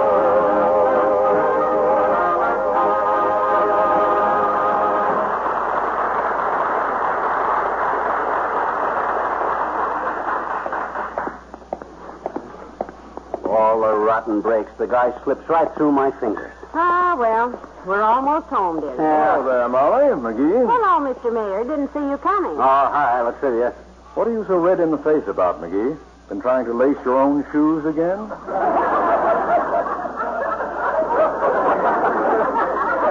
I'll tell you what I'm so red in the face about, Latrivia. Because I've been knocking my brains out all day doing a job that so-called cop force of yours sits around all day playing rummy instead of doing it, too. That's why. Oh, no. Huh? McGee, if you've been directing traffic again, that suspended sentence of yours still stands, and by George. No, Mr. Mayor. No, not this time. No. I've been trailing a criminal, a crook. Well, if you have any evidence of criminal activity, McGee, just turn it over to the police. Ah, the police, patooey. Them lead-footed apple snatchers couldn't track a great Dane with muddy feet across a half-acre of bed sheets. When I want a criminal trail, boy, I get out my disguises and track him down myself. Where is he? He got away. Who was it? New neighbor of ours, a guy named Hector Howell. I seen him behind that tree right over there last night watching our house. But before I could get out there, he scrammed. How long did it take you to get out there? About 14 hours. He went out at noon today. Yeah. At least I run him out of town anyway. When he felt the keen glint of my piercing gray eyes knifing into his back, I bet a shudder went through him like he bit down on a cherry pit. You know, I can get that just thinking about you, McGee. Well, he won't be back anyway, boy. He knows I'm after him. McGee? Huh? Isn't that Mr. Howell sweeping off his front step? Oh, my gosh, that's him. He came back to make a clean getaway. Come on, Latrib. Come on, Mayor. You can be in on the arrest. You got your badge? Badge? My police badge? Yes. Yes. I always carry it. But just a minute, McGee. I'm not sure this warrant There's no might... time to lose now, boy. We're closing in. Now, if he reaches for a gun, Latrivia, you grab him, boy, and I'll drop back and protect Molly. Right? Right. Oh, now, wait a minute. Let's not be hasty about this. Now, just a minute there, Howell. Don't make any false moves. What was that? Oh, it's you, McGee. Yeah, and I want to talk to you, Buster. Well, I wish I could say the same, but I can't. Frankly, if I never saw you again, it'd be Don't beat around the bush, Howell. You're talking to the mayor of this town now, boy, ain't you, Latrivia? Yeah.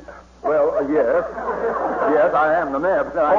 My name is Howell, Mr. Mayor. I'm happy to know I'll you. do the talking here, Buster. Where were you at 10:30 last night? What? I was home in bed if it's any of your business, but I can't... Oh, yeah? Then how come a guy wearing your hat was working behind that tree right there watching our house? Oh, where did you get such a stupid idea? Show him the evidence, McGee. Show it to him. There. You deny this is your hat? Yeah. We can get you for perjury, you know. Can't we, Latrivia? Well, I hardly think there's any That's my hat. Where did you get that hat? Aha, he admits his guilt. Dropped it last night. Guilty. Why, you give me my hat. Don't you push my husband, you big Lugan. Stand back there, Howell. How would you like the mayor to punch you right in the nose? What? I'd love it. Oh, no, I assure you, I have no intention of punching Latrivia, anyone. arrest that man. Who, me? Just a minute, McGee. I'm not... You'll lay a hand on me, Mayor, and you'll be the next ex-mayor. What right has this rattlehead to come over here with my hat, which... That's it. Mayor, I demand you arrest this man for stealing my hat. What? Oh, I don't think McGee would... I mean, it's the wrong size. If you don't arrest him, I'll call the police. Now, don't push me, Howell, don't. If you don't arrest him, I'll call the governor. Stop shoving me, McGee. I demand you arrest that man. Oh, McGee, hush, all of you. Hush, quiet. Here comes the little girl down the street. Now, don't let her hear you arguing like that. Oh, I'm sorry. Hello there, Teeny. Hi, everybody. Hello, Hi, Mr. Mayor. Mr. Howell, where's little Hector, huh? Little Hector's out in the backyard, Teeny. Run on back there and play. Oh, there it is. There's the hat. I've been so worried about the hat. This hat, yours? Uh-huh. Yes, little Heck and I built a snowman yesterday, right behind that tree there, and Heck said we could put his daddy's hat on it, and today the snowman was all melted, but the hat was gone.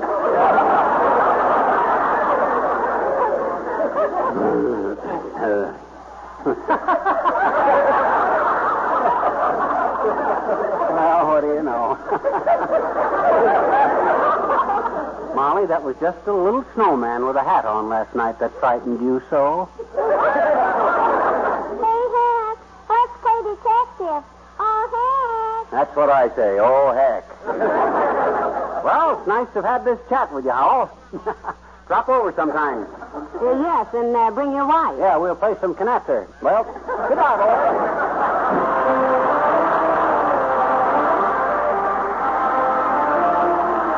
Fibber and Molly return in a moment. You know, people do a lot of kidding about the terrible biscuits of bride bakes, but I'll bet a lot of brides are mighty good cooks, especially those who use Mary Lee Taylor husband-tested recipes. You see, first these recipes are developed in the famous Pet Milk kitchens. Then they're sent out to homes like yours, where the wives try the recipes and report what their husbands say about the food. And only those recipes given a big OK by husbands are called husband-tested. And you get one of these valuable husband-tested recipes on the label of every tall can of Pet brand evaporated milk. And don't forget, when you get Pet milk, you're getting milk that's double rich, concentrated to double richness by evaporation. And you're getting that milk for less generally than you'd pay for any other form of milk. So make sure the milk you buy is Pet evaporated milk. And make sure the recipes you use are husband-tested.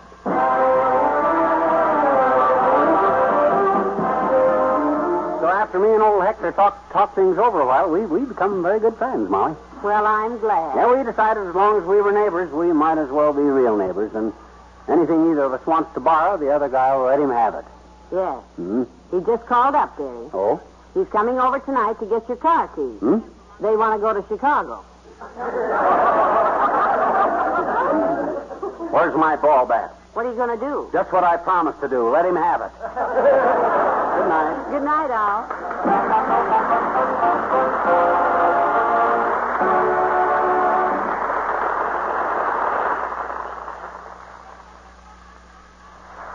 If you tried honestly to be helpful to someone in your family only to discover that you weren't really wanted, what would you do? Well, that's the question young wife Sally Carter faces in the story of the week on Pet Milk's Mary Lee Taylor program next Saturday morning. Be sure to hear this story of family relations next Saturday morning. And remember, following the story, Mary Lee Taylor will give you her special recipe of the week for delicious snowball cookies. Easy to make, wonderful for Christmas.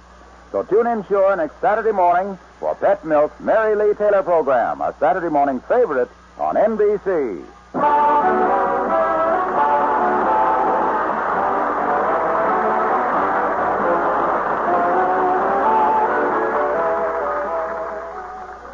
Next, it's Big Town, then Playhouse on Broadway on NBC.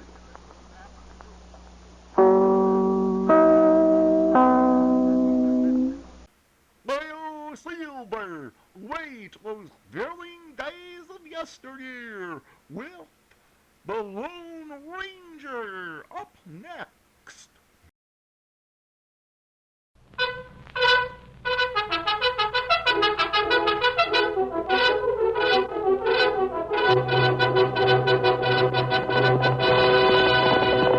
Hi-yo, Silver, away! A fiery horse with the speed of light, a cloud of dust, and a hearty hi-yo Silver, the Lone Ranger.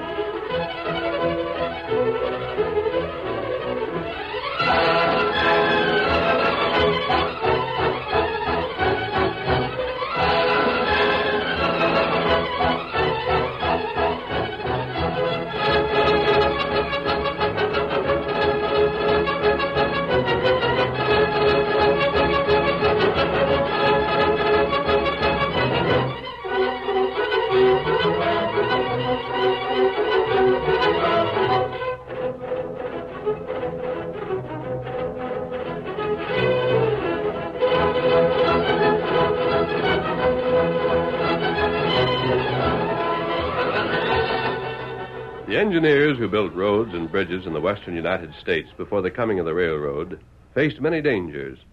The forces of nature, outlaws, and hostile Indians combined to make the work almost impossible. And if it had not been for the strength and courage of the masked rider of the plains, the winning of the West might never have been accomplished. Return with us now to those thrilling days of yesteryear.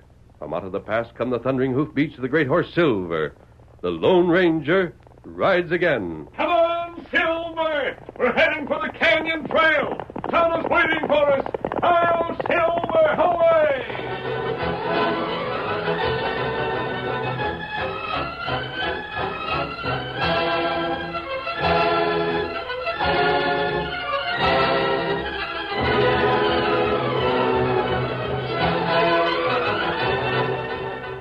Knife Wound Canyon was so named because of its formation.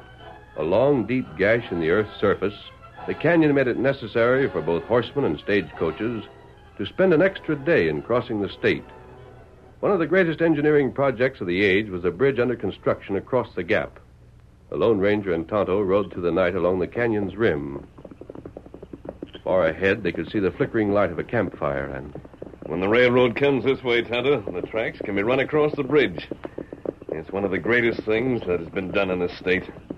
Sam Barton's name will go into history as one of the builders of the West. Soon railroad come this way, huh? That's right, Kimasabi. Look, way over there on the other side of the canyon, you can see the workmen's camp. Tonto see 'em. I wonder who's camped on this side. Certainly not any of the workmen. They're all working from the other side. That's right. Seems to me there are some men around that campfire. Tonto see 4 men there. They're not Indians. No, not Indian. There are Indians around here. We saw signs of them before sunset. Fellows that fire, not Indian. Well, we'll soon see who they are. It doesn't matter, but it's an odd place for men to make camp.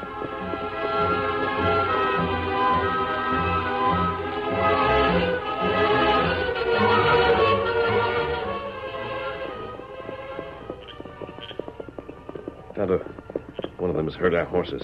He's standing, listening. Rein up. Hey there! Is that you, Barton? Barton. Sam Barton. Why would he be on this side? We heard your horse. Come on in. We're waiting for you. Stay here, Tonto. Wait while I go on. Come on, boy. Answer up, Button. Is that you or ain't it? Come on. What's the matter? We don't want to stay here waiting all night. Where you been? Well, that's my business. Hey, where'd you get the white horse? Come on close to the fire. It must be sort of cold riding tonight. I'm all right. Hold on. Are you masked? Yes. What of it? What's the idea of being masked? Maybe it wouldn't be wise to be recognized if I was seen. Well, maybe not. Did you fetch the cash? For what? For what? For us. You promised to have some cash for us tonight. You got to get it so as we can get firewater and have the Redskins real roused up. Suppose I didn't bring the cash. Well, you better had. You promised it, Barton, and we figured on it. The chances are that bridge will be done tomorrow. Once it's done and the men are paid off, we won't have a chance of staging the massacre. Hold on there, Rawhide. Let me have a look at this hombre. What's the matter? Don't sound like Barton speaking. I'm not Sam Barton. Just what I thought. Reach! It was risky for Barton himself to come here. If one of the men knew that he was paying you to get the Indians on the murder trail, he'd be finished. So Barton sent you, huh? How much cash did he promise you? How much did he send? Look here. I don't know you men. How do I know you're the right ones? Right or wrong, we're the ones that's been promised hard cash. And either we get it or we call the whole deal off. Now, shell out, stranger, and be fast. I got it, Rawhide. This here hombre, the horse, the mask. That horse is Silver. This is a Lone Ranger. What? Shoot the critter. Why, Not so fast. Drill him. Shoot again. Get him, boys. He blowed my gun out of my hand. Come on. Oh, Silver! Come on, Tonto. This way. Get him upstairs. I'm waiting for Sam Barton, Tonto, the builder of the bridge. There's a plan to kill the men, to steal the money. What do now? Down into the canyon. You know what trail. What do? We'll ride to that camp. First of all, I want to know Sam Barton is really crooked. I can't believe he is. Come on, Silver.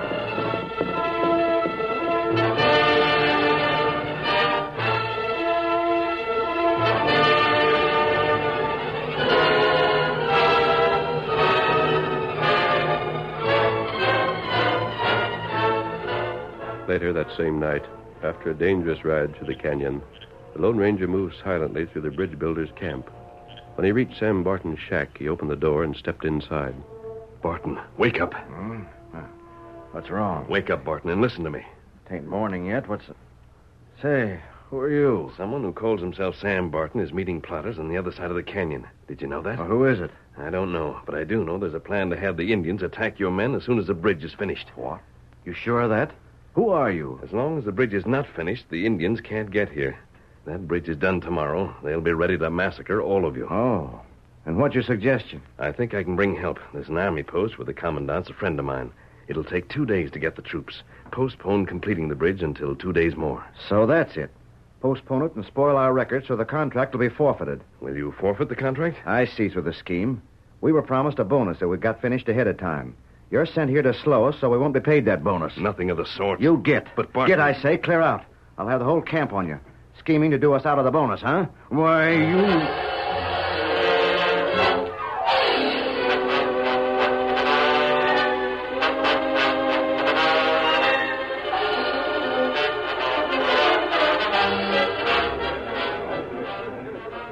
The next morning, before the men started work, Sam Barton called them all together and then... Get close, boys, so you can hear what I say.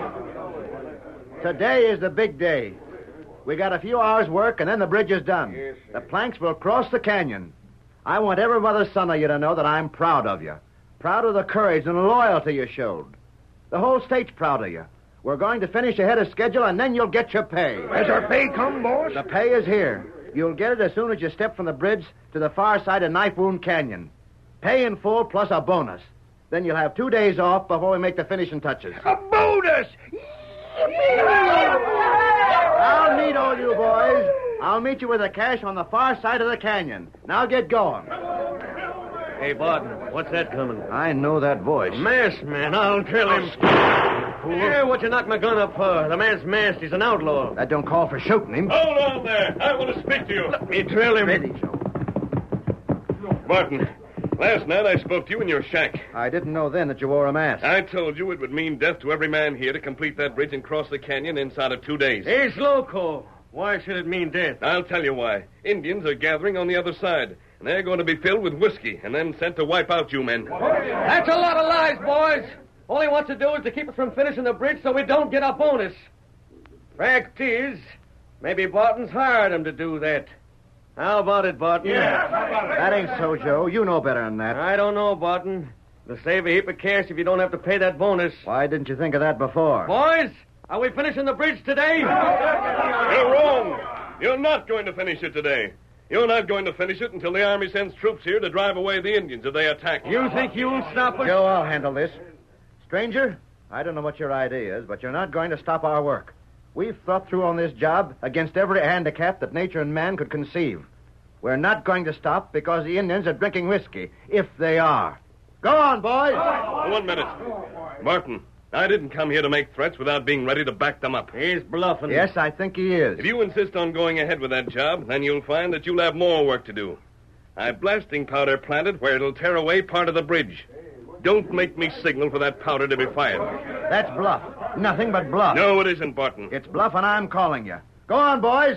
Cross over and go to work. I'll give the signal when the first man puts a foot on the bridge. I don't know who I should believe. Blow that bridge and you won't live long. Go to work, men. That's an order. You're calling me, Barton. Your call. Very well. There's the signal. Hail, Silver, away!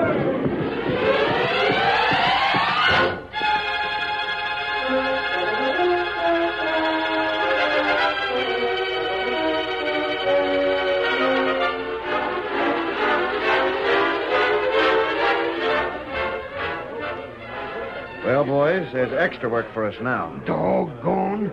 Dad ratted all, boss. Now what? That masked man wasn't bluffing. There ain't much damage there, Barton. Can be fixed, and we still can finish the job. There's a lot more than 3 hours' work there. Sure, but we'll work all night if need be. Won't we, men? That masked man said he wanted to ride for troops to help us against the savages. Look, Barton, I'll tell you what. You get the boys working double time, and I'll ride over to the other side and scout around. Can you get over there, Joe? Sure thing. We'll take the best horse and find a trail somehow. I'll see if there's redskins there. You get the boys going. If I don't bring back word or call to you from the other side of the canyon, you'll know there's no sign of redskins. Good. Come on, boys. We've got twice as much to do now. Sooner we get started, the better.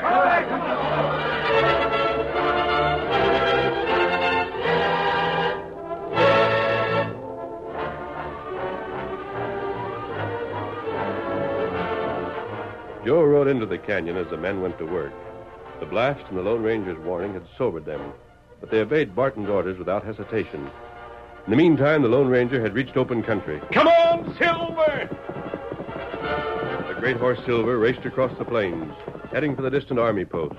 Mile after mile flashed by until, finally... Halt! Who goes there? I've come to see Captain Grimes. Take this silver bullet to him. Captain Grimes has gone to Fort McHenry. Colonel Martin is now in charge.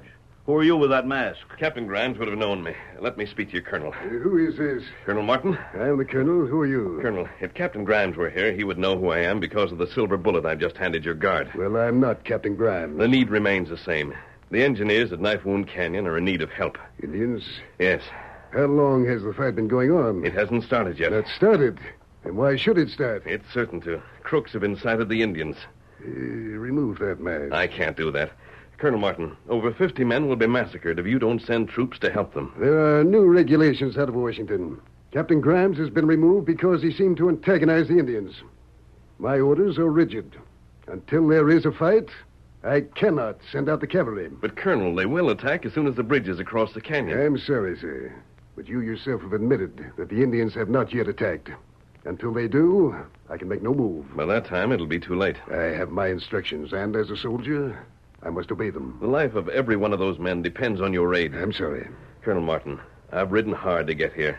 I thought I could count on your help. You can, unless it's in violation of my instructions from Washington. Instructions must sometimes be changed to meet conditions here in the West. I'm a soldier, sir.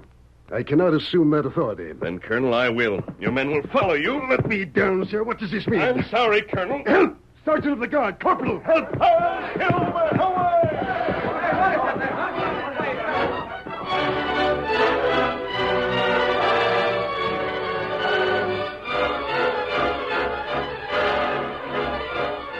The curtain falls on the first act of tonight's Lone Ranger drama.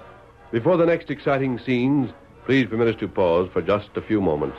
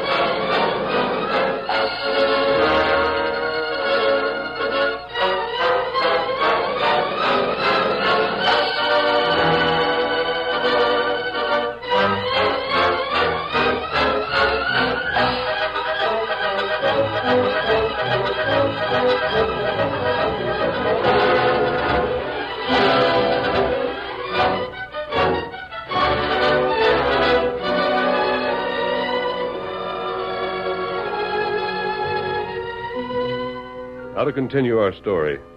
As a construction crew neared the completion of their work, Sam Barton's assistant met the outlaws on the far side of the canyon. I come here to check on things, Rawhide. Barton, we don't need no checking on. You paid us last night, and we got the liquor for the Redskins. Look, we may as well clear a few things up. In the first place, that masked man you told me about already knows that Barton ain't the man that come here. What? I ain't Barton. I'm Joe Horner. Trying to fool me. Now, relax, Rawhide. I ain't trying to fool you. That's why I'm telling you the truth. I let you think my name was Barton at first, just in case you figured I'm not siding up to my idea. Savvy? Reckon so. That masked man that Kaji called the Lone Ranger has writ for the Army troops. Army troops? That's right.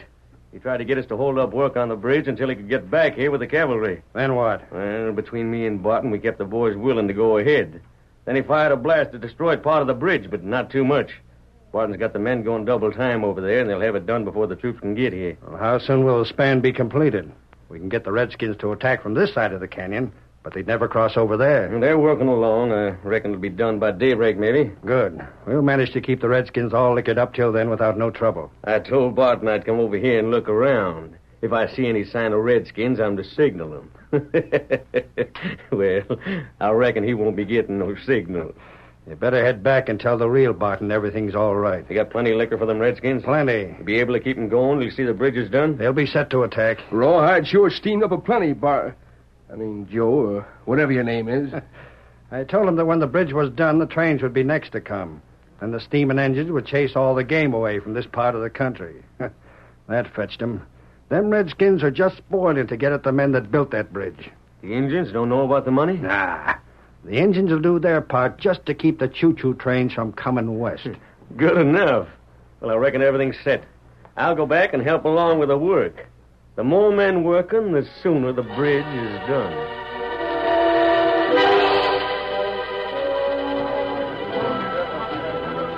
Joe returned to the camp and reported to Sam Barton. You didn't see Redskins, eh, Joe? No, that masked man was just scheming against us like we figured, Barton. I'd sooner take time on this job than have any of our men killed. You needn't worry about that, Barton. There'd been savages on the warpath. I'd have seen signs of them. Good enough. Lay to it, boys. Here, Steve. I'll give you a hand with that cross. That's it, Barton. Work 'em hard. The sooner you cross, the sooner me and my friends will get some cash.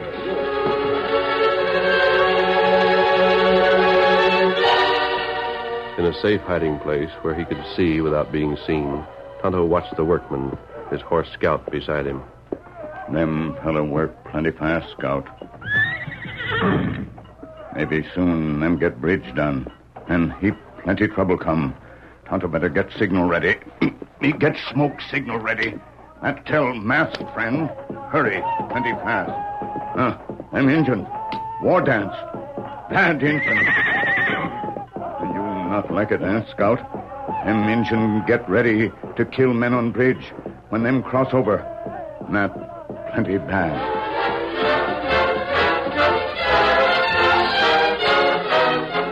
Rawhide and his men had told the Indians that as soon as the bridge was completed, the trains would not only drive all the game away, but that white men would steal their horses and children.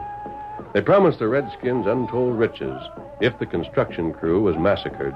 You sure got them braves all head up, Rawhide. They're raring to go. Look at the darn fools hop around there. Why do you think they'd swallowed a passel of Mexican jumping beans? They've been doing like that ever since yesterday.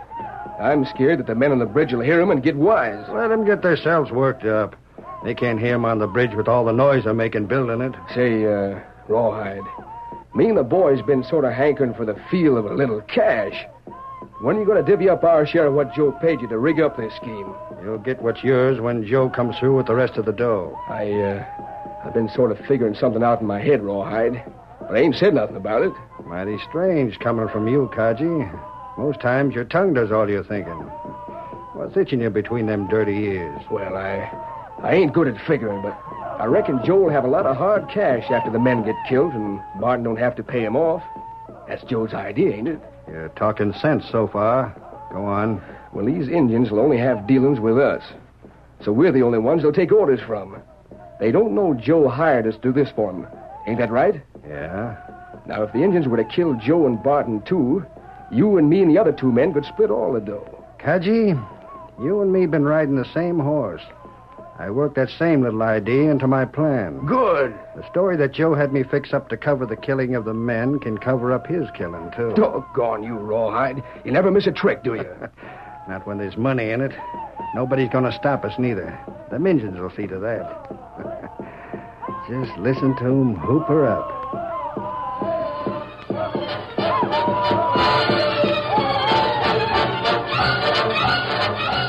Meanwhile, Silver, with his double burden of the Lone Ranger and Colonel Martin, was racing toward the canyon. See you shot by the firing squad for this. It was the only way I could get your men to follow me. Follow you. Follow you. The entire detachment is chasing you. If you'd been riding an ordinary horse, they'd have cut you long before this. The soldiers will be needed when the Indians attack. You'll pay for this abduction. Lives are at stake. You have no proof. The workmen need your protection. My men will overtake you. I want them to, after we climb the wall of the canyon. Climb up the side of the canyon. It's shorter than going around. Man, you can never make it. No horse alive can carry 2 men up that precipice. Silver will, won't you, boy? Tonto signal. There's not a moment to lose. Signal? A smoke signal. Come on, Silver. Hurry, boy. Stretch those great legs. You've got to carry us up. Climb, Silver, climb. We've got to save those men.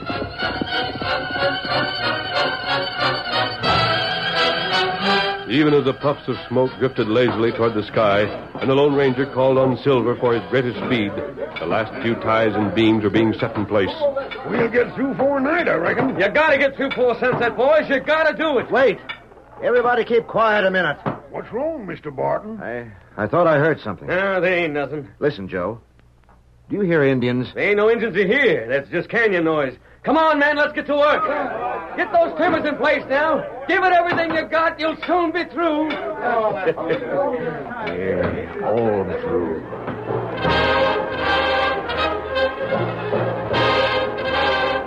Joe urged the men on, but Barton, concerned for the safety of his crew, watched closely for any sign of Indians. Most done now, boys. Keep going. We'll finish her now. Then for the pay and the bonus.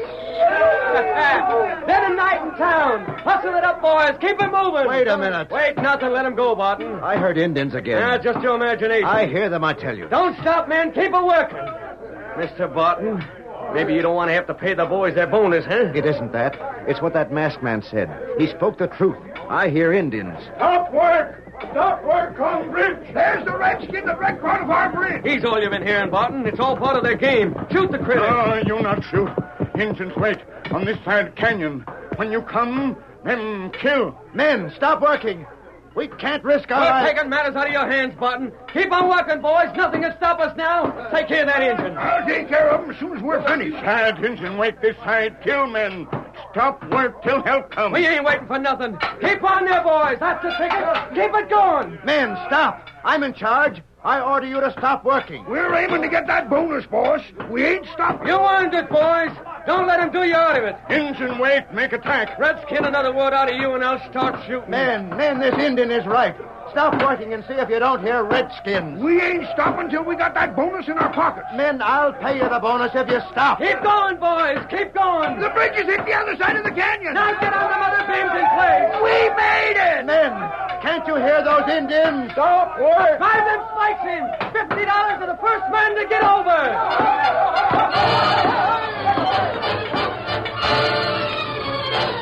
The war cries of the Indians grew louder as the last beams were spiked in place. The men were so absorbed in their work that they didn't hear them. Finally, the last ties anchored the bridge, and the whole crew surged forward to the other side of the canyon. Rawhide, Magee, and the other 2 outlaws watched them. Here they come. And there's our engine. Get 'em, Redskins. Get 'em right now. There it is, Indians. They're charging us. Get on there. Get forward, you men. Boys, get back. Back across the ridge before it's too late. No, you don't. Don't nobody try to get back. Joe, what does this mean? Have you double-crossed me? You're doggone right I have. Rawhide, Magee, give me a hand. They're trying to get back to the bridge. Come on, man. We'll stop it. Now. What's this mean? Joe's double-crossed us. He knew them Indians was waiting for us. Them men with the Indians have cut us off. We're surrounded. I see your scheme, Joe. You betrayed us to the Indians so that after we were all wiped out, you'd have the whole payroll for yourself. Get up and get forward. Fight them as long as you can, men. Fight them as long as you can. Masked man, him come now.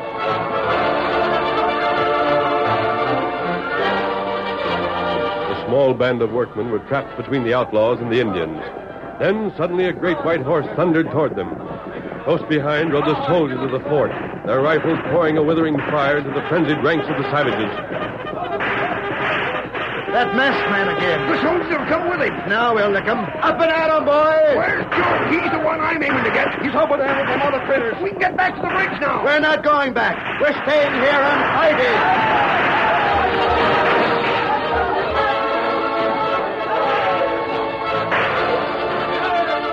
The soldiers made quick work of the Indians. The Lone Ranger stopped only long enough to lower Colonel Martin from his horse. Then, charging up to Joe, he covered the surprised outlaw with his guns. You're all covered. Don't anyone move. Yo, I know your voice. You should. I talked to you that night when you thought I was your partner coming with the cash. If I could get another chance to shoot you, I wouldn't miss. You're the one who shot away my gun. I'll get you for it yet. Where you're going, you'll get nobody. Barton, you already know that your assistant was the ringleader of this attempt. You can't prove that. There's 50 men to prove it. First of all, you reported there were no Indians. Then you fought against us when you thought the odds were on your side. We've got you all right. All right, you got me. But tell me one thing. How'd that army get here so quick? I'll answer that. My men were following the Lone Ranger. He showed them the shortcuts. But heaven forbid that I should ever have to ride that trail again. Come, Tonto. I never in my life saw riding like that masked man's. And that horse carrying a double load. Thank you, Colonel. You arrived just in time. A little later, and we'd all been killed. You needn't thank me, Barton. Men, rope those prisoners. We'll turn them over to the law on our way back to the fort. Hold on. Wait. The masked man, Colonel Martin, he's escaping. Who is? I'll drop him. He won't get away with what he done to you, sir. Put down your rifle. What, sir? Give it to me. I'll take a shot at him. Yes, sir. Can't let him escape without trying to get him. There, I tried, didn't I? Oh, Colonel Martin, you missed him by a mile. First shot I missed in 20 years. Missed the Lone Ranger.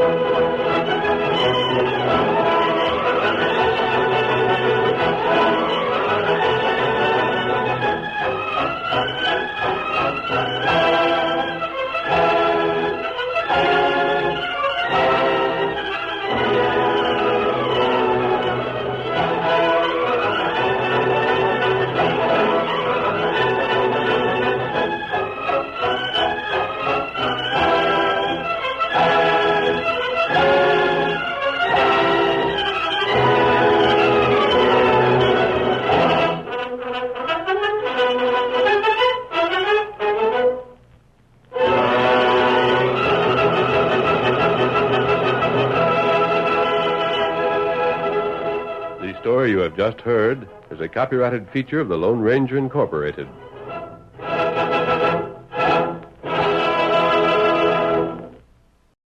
Night Beat is coming up next on Nightly Old Time Radio Shows.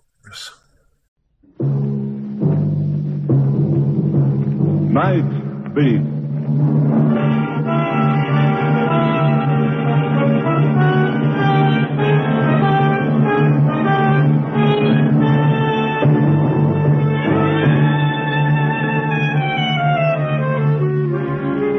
Hi, this is Randy Stone. I cover the night beat for the Chicago Star.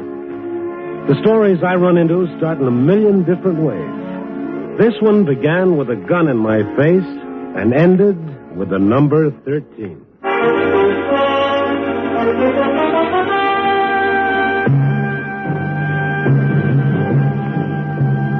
Night Beat, starring Frank Lovejoy as Randy Stone.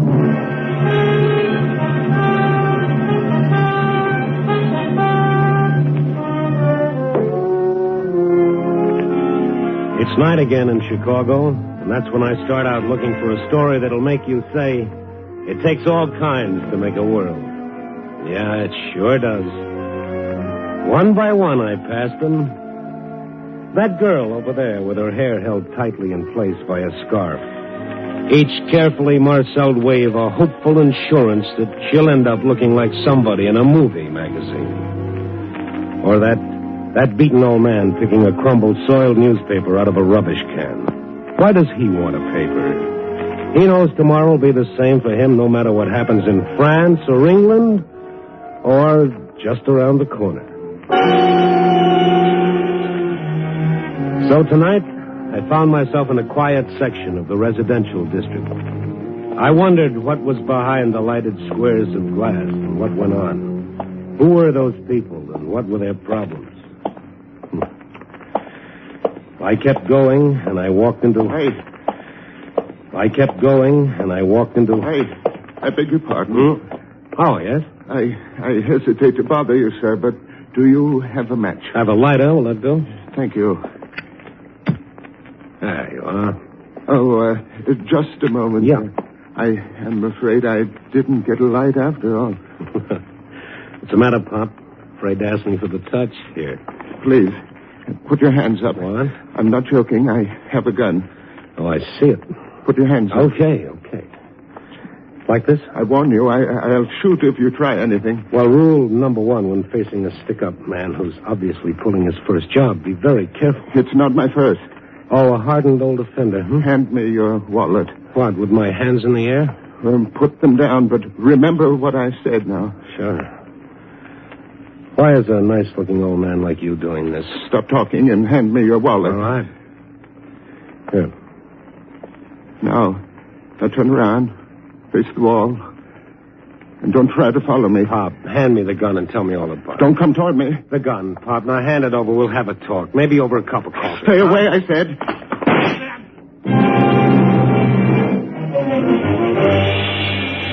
I should have had better sense. A novice at a stick-up is like a kid with the Einstein theory.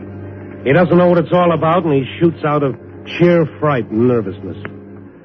That sharp, searing pain across my temple before I blacked out told me a bullet had creased my skull. That's all I remembered until I woke up in a precinct police station. Well, coming out of it, huh, Stone? Oh, my head, Kalski, did you get him? Nope. Ground car picked you up. Somebody reported a shot. Oh, and you brought me here. Want to try sitting up? Oh, sure. Oh. How close was it? Quarter of an inch from pay dirt, I'd say. Kalski, you are now looking at a prize boob. Oh? Oh, yes. Yes, I tried to take a gun away from a stick-up man. You ought to have better sense. But this was different. I don't think he ever did it before. Guy has to start sometime. Yeah, but he, Want a description? That's what I'm waiting for, Randy. Man about 70. 70? 70. Oh, with a long white beard. Kalski, the man, was about 70. A little over 5.5 feet. Sure. Name of Rip Van Winkle? For all I know, it might be.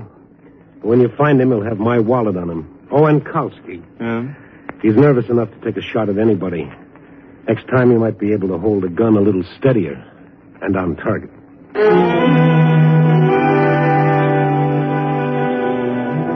So, 10 minutes later, I left the precinct station. Kalski put out a call for the little old man who made like Jesse James. I went back to my desk at the Star. Maybe I had a story.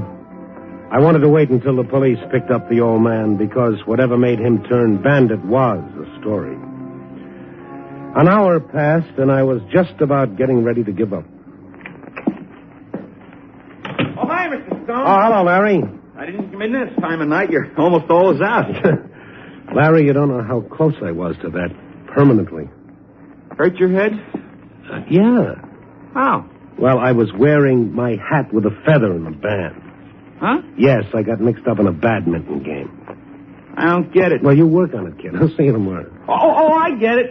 Feather, badminton. A for effort, Larry. Oh, hey, I almost forgot. What? Here's a package for you. For me? What is it? Oh, no. Open it up and see. That's working them out, kid. Where did you get this? Hey, that's a wallet. With some dough in It's mine. I said, where'd you get this? Dame gave it to him. Where is she? Left, I guess. By the elevator? Guess so. Leastways, she was waiting for it when I... You sure it wasn't a man? I'm old enough to tell the difference. Oh, I stand here chewing the fat. Hey, what's going on? Hey, Mr. Larry, stay by the phone. Take down anything that comes in. The woman who brought back my wallet had 8 floors to go down on that slow night elevator. I had a chance to beat her to the lobby, so I took the stairs 5 at a time. And then I was in the lobby, but the elevator had beaten me down. I ran over to the night man. Well, hello there, Mr. Stone. How are you? You didn't come down in the elevator? Yeah, how long you been down here? Oh, just a couple of seconds. A woman ride down with you? Yeah, from your floor. She go outside? Yeah. Hey, something wrong? Come on with me, will you? Why all the fuss? Would you recognize the woman if you saw her again? Oh, I guess so. Good. Now, take a look both ways. Tell me if you see her. Had on a little hat, old lady, too. Old? How old? 60, 65, thereabouts. You see her? Ain't sure, but I think that's her at the bus stop. Which side of the street? Other side, next block. Okay, thanks. See you later. Maybe it was she, maybe it wasn't. I hurried across the street just as a bus pulled up and took on a passenger. A little old lady wearing a little hat. I reached the stop as the bus was pulling away.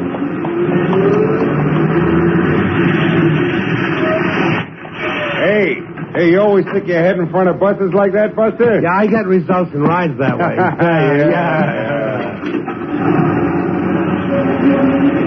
There were other vacant seats in the bus, but the one I wanted was next to a little old lady. A little old lady whose eyes were red, as though she'd been having a real good old-fashioned cry. She didn't even notice me sit down on the seat beside her. For a moment, I just sat and watched her frail, blue-veined hands pulling on a wet handkerchief and sobbing. There's something wrong, lady. No, I'm all right. Thanks for returning my wallet. There's $10 missing. Oh, I don't know what you're talking about. I don't know anything about your wallet. You know, be easy to check that. We get off, we take a bus back to the Star Building. There's a night man and an office boy who saw you. This is my stop. 2 blocks from the paper? That's a short ride. Now, look, I don't know what this is all about, but I'm willing to learn. Now, you can either tell me here or we can go somewhere else. Can't you just forget it, please? Forget it. I could have been killed. I know, but he didn't mean it. Who was he, or who is he? He's my husband. Oh. Well, do you want to talk about it? If I tell you why he did it, will you help him? Look, let's get off this bus. We'll take a cab to... Well, where? I want to go home. All right. I'll take you home. But something tells me I'm sticking my neck out.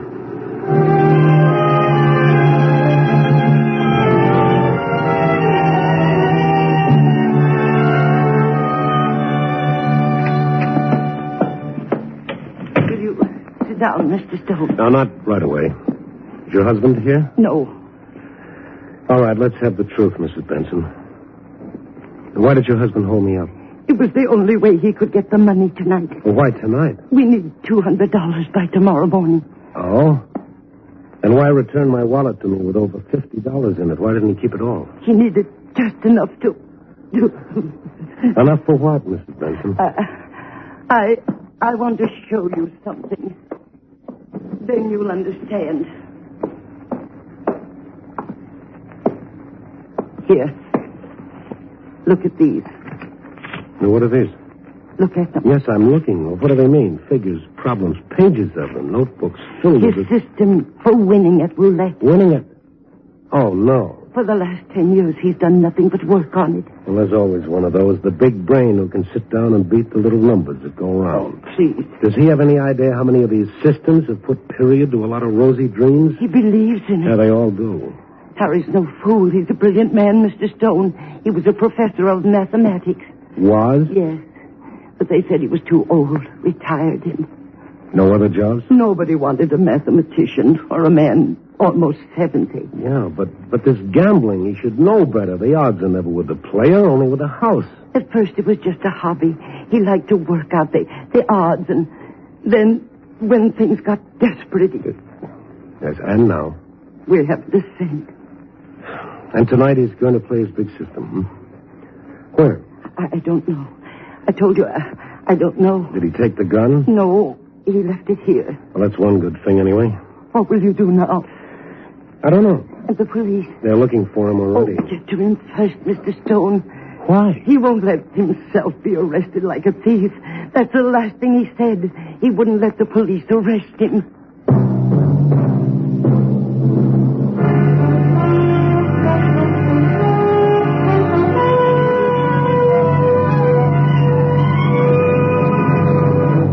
You are listening to Night Beat, starring Frank Lovejoy as Randy Stone.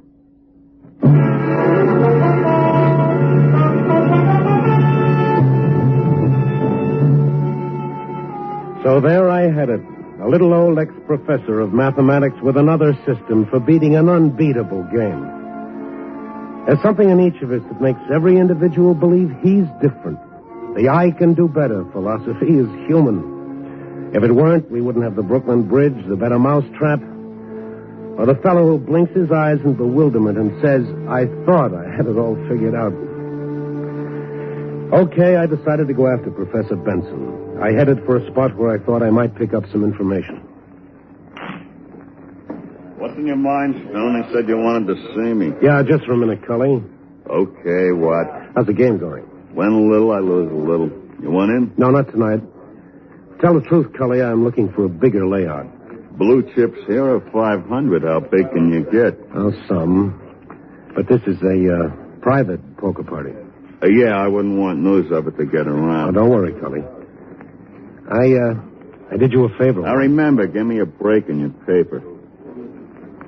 Okay, what do you want? I want to know where there's a roulette layout. Don't know? You get around. Some, but I don't talk about it. Just this once, Cully. Why? I'm looking for somebody who might be playing. Why? I gotta find him. Why? Oh, Cully, you're repeating yourself. Anything else? Maybe I'd do you a favor. This? No. Besides, I don't think there's a wheel in town. I think there is. Okay, you think. Now, so long, sir. All right. Oh, before you go... Yeah. If I were you, I'd make this the last stop. You ask funny questions, and you might not get such funny answers.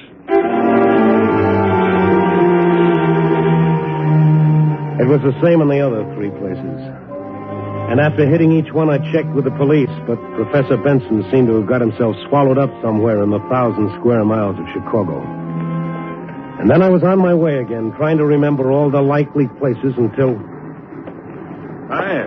Mind if I walk with you? And what if I did? Oh, I'd walk anyway. I need exercise. My doctor says so. Hey, you got a doctor? Oh, yeah. What's your problem? Oh, not much you couldn't clean up, Stone. Oh, you know me, Sure, everybody knows Randy Stone. You're real famous, like. You're getting even more famous tonight. What's the answer to that? You've been around a few places. And that's illegal? No, but it's silly. Okay, so I'm silly. So long. Glad to meet you. Hey, not so fast, Stone. We got to talk. On what subject? Money? That suit you? All right. Get rid of it. What have you got to say? Look, Stone, everybody wants peace and quiet. The whole world's in a mix-up because one guy don't agree with the other guy, right? Oh, my. Another big thinker with brass knuckles. Yeah. Now, like I say, everybody wants peace and quiet. But there's a lot of guys have to make a living in a funny way. Why don't you get to the point? Sure. Now, take you, for instance, for example, huh? Your boss says, Stone, go out and see how many gambling joints are buzzing. So you, being a nice, hard worker, you Nobody go out... sent me out for that. Okay, so nobody sends. But somebody sends me. So what about it? Nothing. Only everybody likes to see everybody else happy. Maybe this could do it for you. How much is that? $1,000. I'm stirring up a lot of muddy water, huh? Yeah. You've been at 3-4 places. And to the cops. Not for what you think. I ain't paid to think, only to carry out orders. This is one. Want the dough? Listen, I'm only looking... Yeah. Looking for somebody. Cut it out. I'm telling the truth. I'm telling the truth, too. Stone, put your nose in one more place where they don't like stuck-in noses. And somebody will push it right to the back of your head.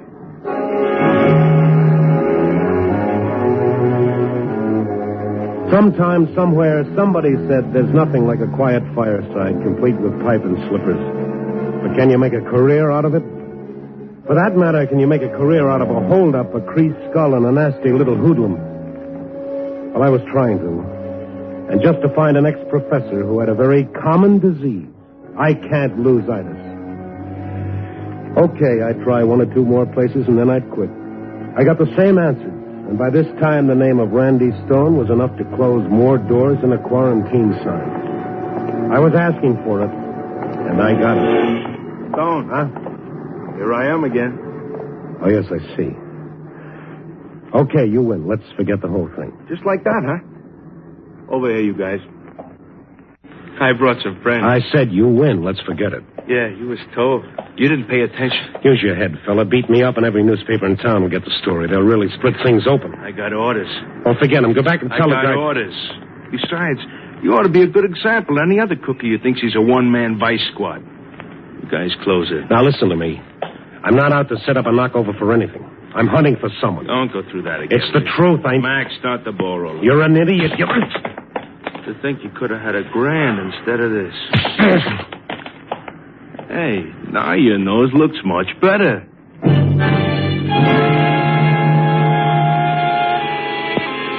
A professional working over is done with finesse. It's meant to stop just short of murder, but leave a nasty memory.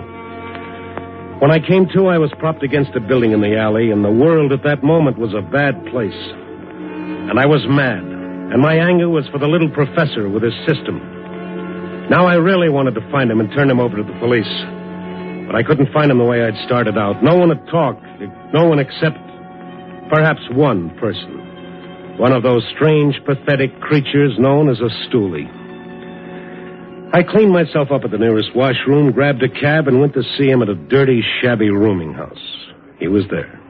Look, Randy, you got yourself worked over already. What do you want from me, huh? Just a little information, Gus. Yeah, I know. Nobody comes to me except for that. Someday I'm going to buy a chicken farm and get out of this business. Yeah, now listen, you know everything that goes on in this town, within limitations. Yeah, I know plenty. But not everything. Well, most of it. I want you to find out something for me. Yeah? There's a roulette wheel somewhere. I don't know nothing.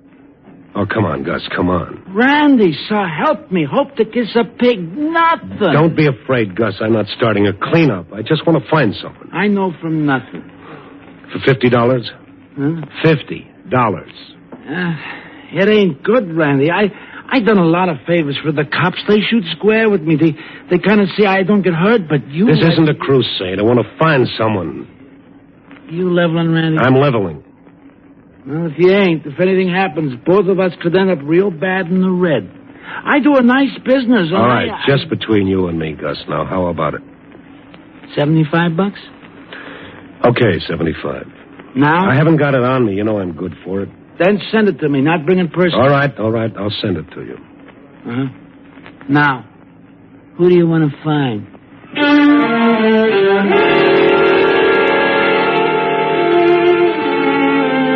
So I left it with Gus, and he arranged to call me at a pay station as soon as he learned anything. I waited in front of the phone for an hour, and then an hour and a half. And all the while I wondered what was happening with Professor Benson.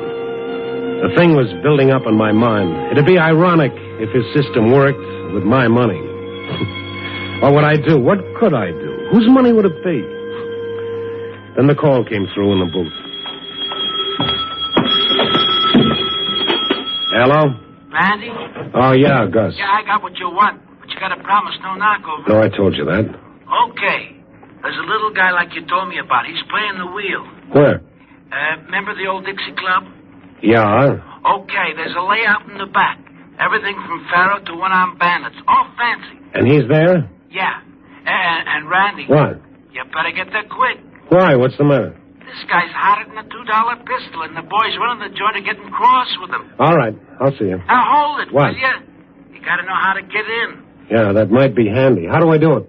Well, when you get to the door, just say, the name is McReady. See? Yeah. McReady.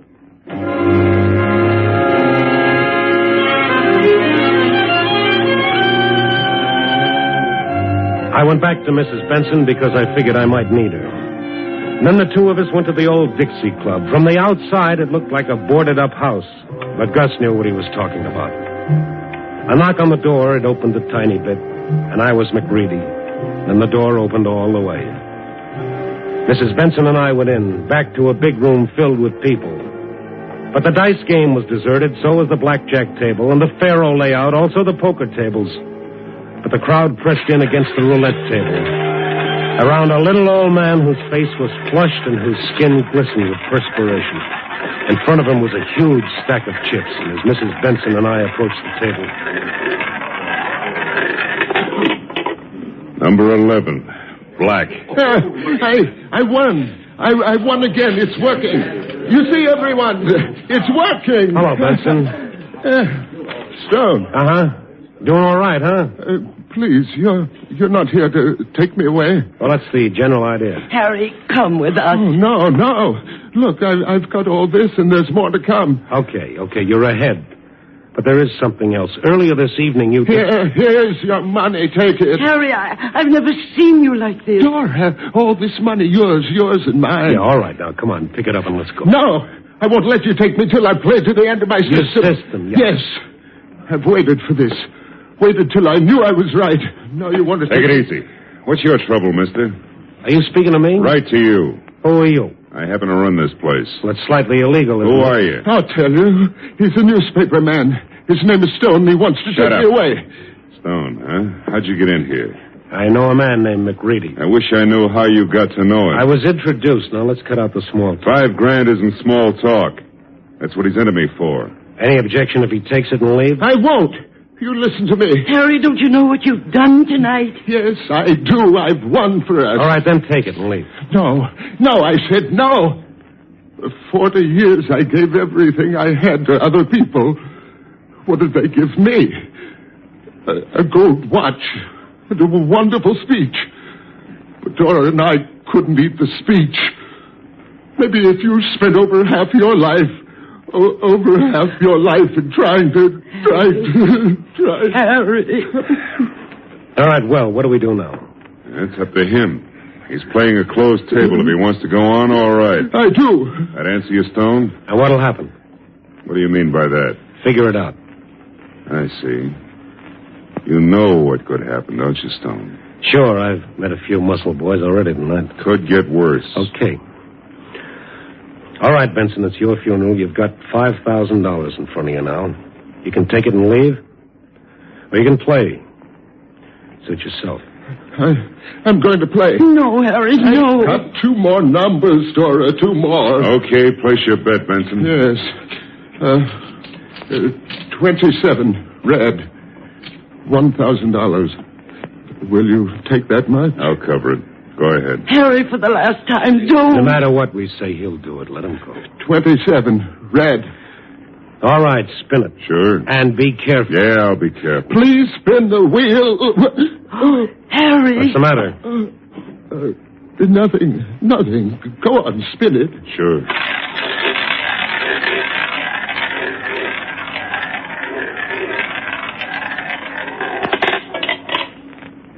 Number 27, red. You see, you thought I was crazy, but look at it. I've won again. Harry! Benson, come on, help me get him away from the table. Take him into my office, will you? Get him away from I've here. got to play one more.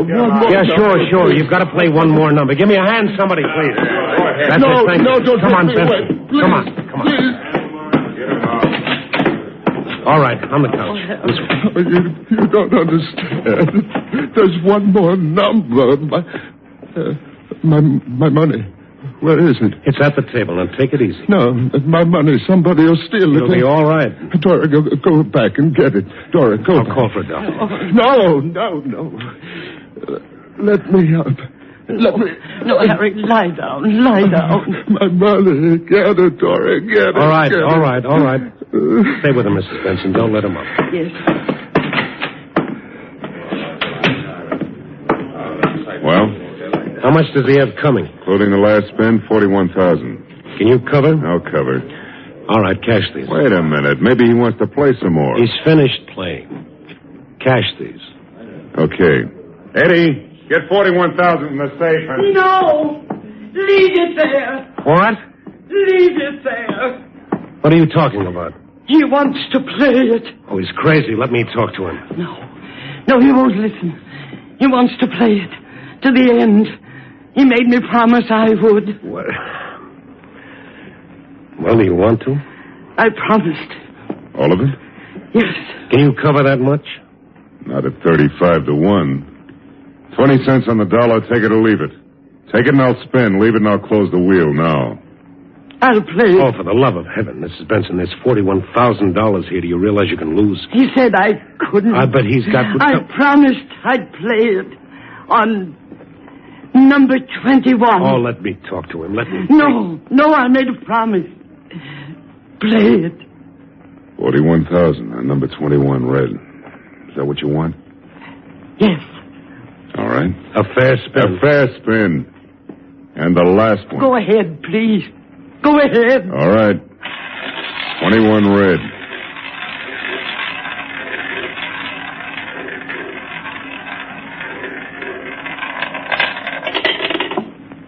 Number 13 black.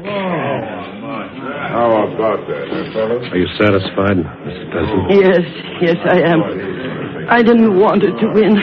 I didn't want that money because it killed him. It killed him? Yes, he's dead. What? Oh, Mrs. Benson, what can I say? Oh, I was so sure. And I lied to him. I lied. But I didn't want it. It killed him. You lied? No, you kept your promise. You played for him. Here. But his system, it's... Well, Mrs. Benson, you played 21. I know. And his last number was 13.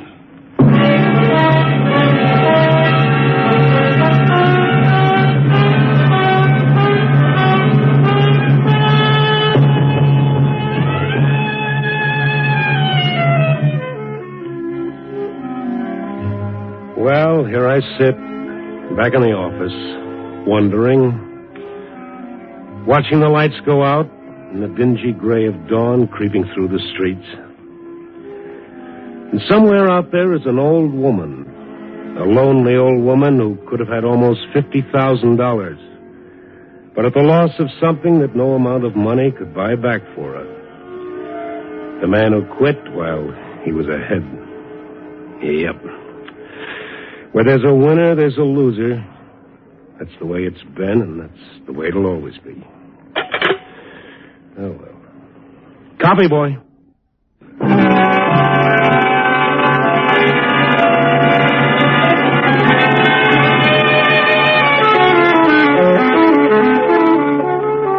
Night Beat, a dramatic series, stars Frank Lovejoy as Randy Stone.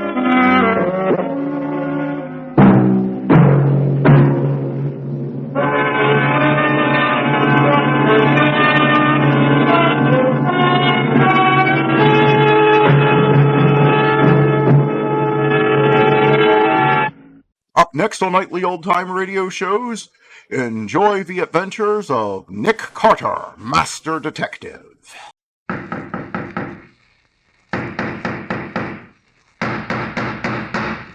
What's the matter? What is it? Another case for Nick Carter, Master Detective.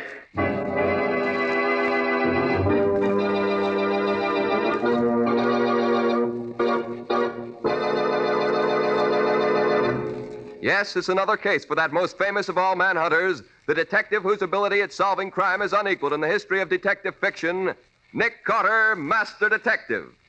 Tonight's curious adventure... The Drug Ring Murder. Or Nick Carter and the Mystery of the Left-Handed Killer.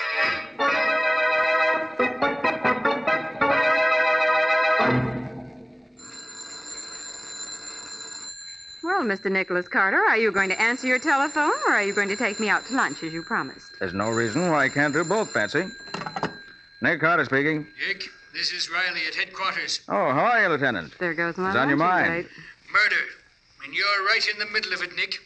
Meet me at the city morgue as quick as you can. I'm waiting here. What's the matter, Riley? Can't headquarters solve this case without me? Who said anything about your solving the case?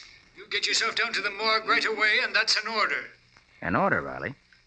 What are you talking about? The body of a man was washed up on the beach this morning, only he didn't die from drowning. It was murder. Yes? There was no identification on the body. None at all. Except one of your business cards. Nick Carter, private detective. What? I hid the card in my pocket as soon as I laid eyes on it. But there's a chance one of the reporters saw it before I did. Now, do I have to draw you a diagram? You've already done it. I'll be there in the double, Riley. Bye. What's up, Nick? Plenty. Look, Patsy, hold on the office until you hear from me. I'll call you within an hour. I knew you shouldn't have answered that phone. Business before pleasure, Patsy, and right now I've got business at the city morgue.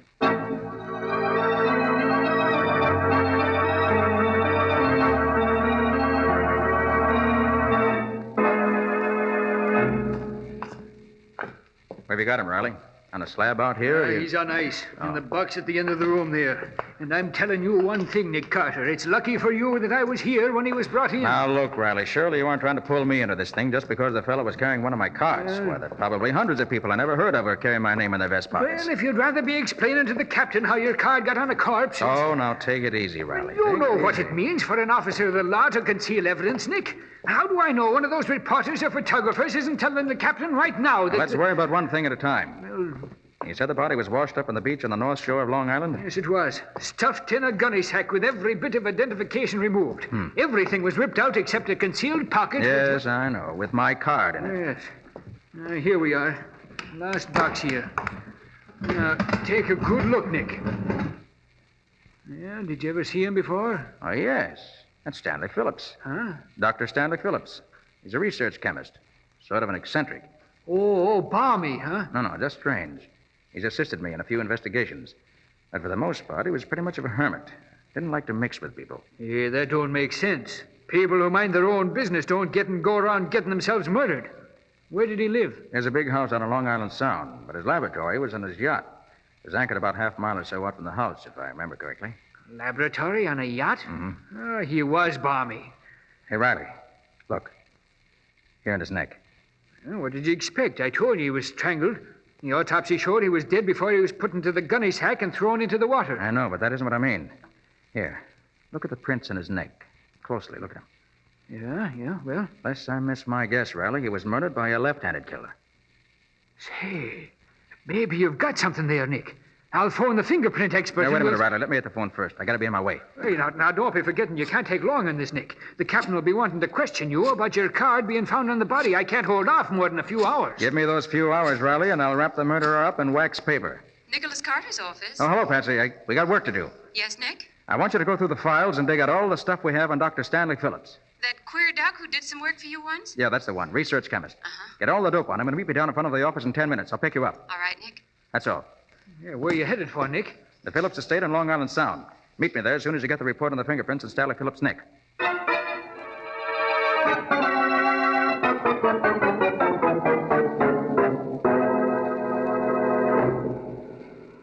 And apparently neither he nor his sister ever married. After the parents died, they continued to live in the big manor house. What did you say the sister's name was? Rose Phillips. Rose. Go on. You know all about his laboratory being on his yacht. Mm-hmm. It's supposed to be one of the best private laboratories in the country. Used to do a lot of research work for big companies. As a laboratory assistant, Tom Marks, young man.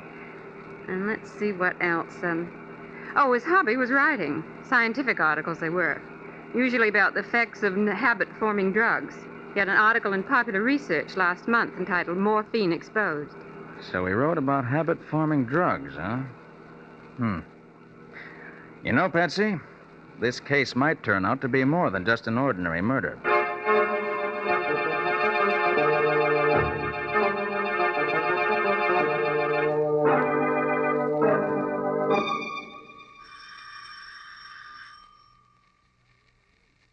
I guess nobody's home, Nick. You're wrong about that, Patsy. Saw the curtains at the window move.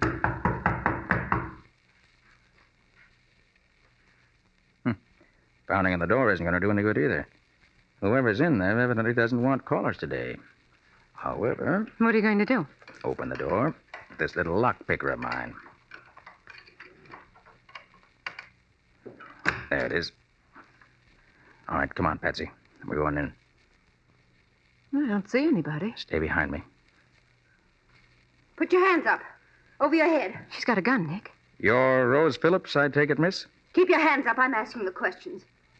Who are you? I'm Nick Carter, and this Nick Carter? Yes. And this is my assistant, Patsy Bowen. Nick Carter, the great detective. Well, my brother often speaks of you. He thinks you're wonderful. Nick, she doesn't know yet. Miss Phillips, I'm sorry to have to tell you like this, but your brother is dead. He's dead? Yes. I'm afraid he was murdered. Murdered. Stanley murdered. Now, if you'll just put that gun away, Miss Phillips, we'll talk things over. Of course, Mr. Carter, I'm sorry. This is all such a shock. It was a fiendish killing, and I'm going to do all I can to bring the criminal to justice. You may be sure of that. Oh, Rose. Rose. I'm in here, Richard. Oh. Well, who are these people? I thought Stanley told you never to let strangers in the house. It's all right, Richard. This is Nick Carter, the detective, and his assistant. Oh. Well, that's different. How do you do, Mr. Carter? I'm Richard Coles. I take it you've already heard about Dr. Phillips. Yes. Ghastly, isn't it? I can hardly believe it. The police say it was murder. For the life of me, I can't imagine who would want to murder Stanley. He was a strange man, Mr. Carter, very strange. He had a phobia about not letting anyone in the house when he was away. You seem to manage an entrance all right, Mr. Coles. Well, Mr. Cole's a very old friend of the family and has always had a key to the house. He's our lawyer. Look out, Nick! There's someone at the window. He's got a gun.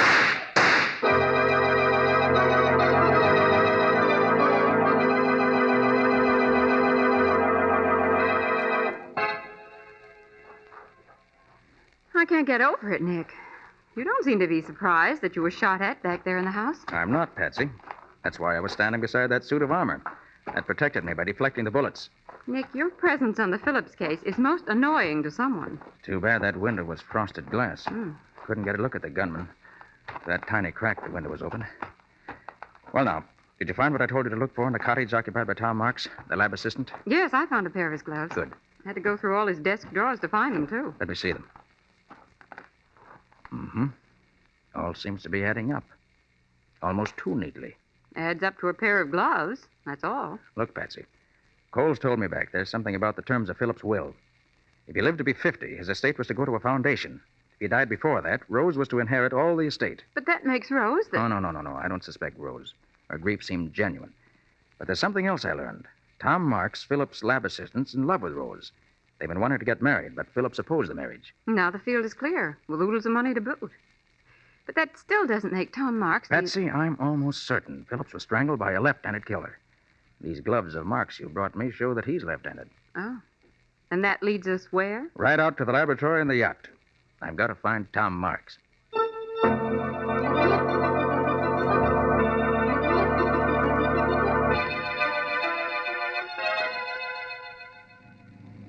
Nick, why in the world do you suppose Dr. Phillips had his laboratory way out here in the middle of the Sound? There's no mystery to that one, Patsy. He told me why once. Well, why? So people couldn't bother him. I'd have used his technical knowledge a lot more often on cases myself if he'd been more accessible. Well, here we are. This is the Phillips yacht. I'll tie up here. I've never climbed up a rope ladder before. And you're not going up now either. Not until I look around the boat myself. Oh, Nick, am I helping you on this case or not? You are, but I don't want you taking unnecessary chances. Nick, please. Now, quiet a minute, Patsy. Let's see if we can raise somebody from here. Hello up there. Hello aboard the Phillips yacht. It's funny. Tom Marks is aboard. He's keeping quiet about it. Well, we'll find out right now. You better stay here in the motorboat. And let you solve this case alone? Not a chance. Okay. But stay directly behind me, remember? Phew. Climbing this rope ladder's no cinch. I'm glad I'm not a sailor. Can you make it? Uh-huh. I'm coming. What do you think you'll find, Nick? Tom Marks, I hope. Here.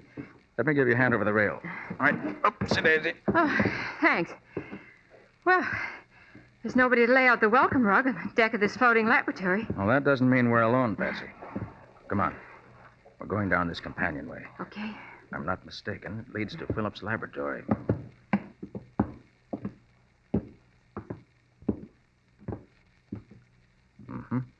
This is the laboratory.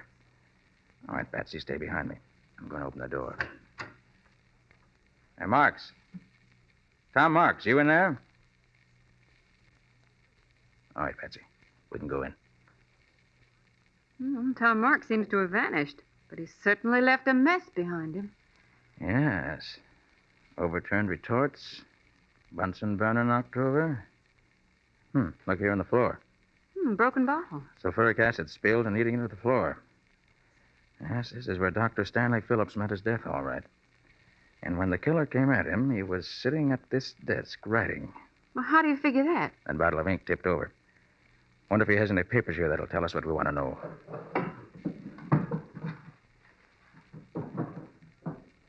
No. Desk been rifled. Everything of any value has already been taken. It still all adds up to Tom Marks, doesn't it? Yep, seems to. We'll know for sure as soon as Riley gets the report from the fingerprint expert. Nick. Nick, come here. Look what I found in the sink. What? This piece of paper. Let's see. Now, that's in Dr. Phillips' handwriting. Well, somebody tried to burn it out. Then they threw it on the drain board of the sink here. Part of it didn't burn. Let's see if I can figure it out. Like you to know, the man whom I have trusted and worked with these many years is, I have discovered, the head of a giant dope peddling ring. Been using my premises to carry on his business. This man is... Nick, the lights have gone off! Oh.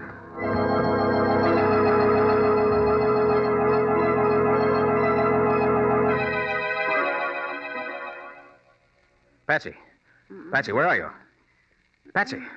Nick, You all right, Patsy? my head. Somebody hit me. Stay where you are till I find the switch.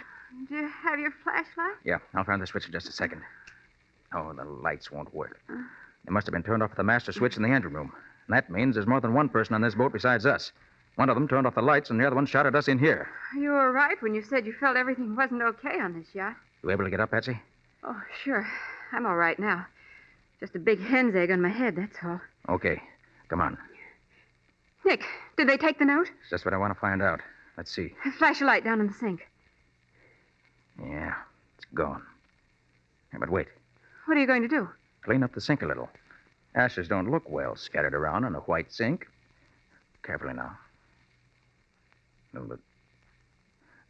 There we are. Now we're ready. Ready for what? To search this yacht from stem to stern.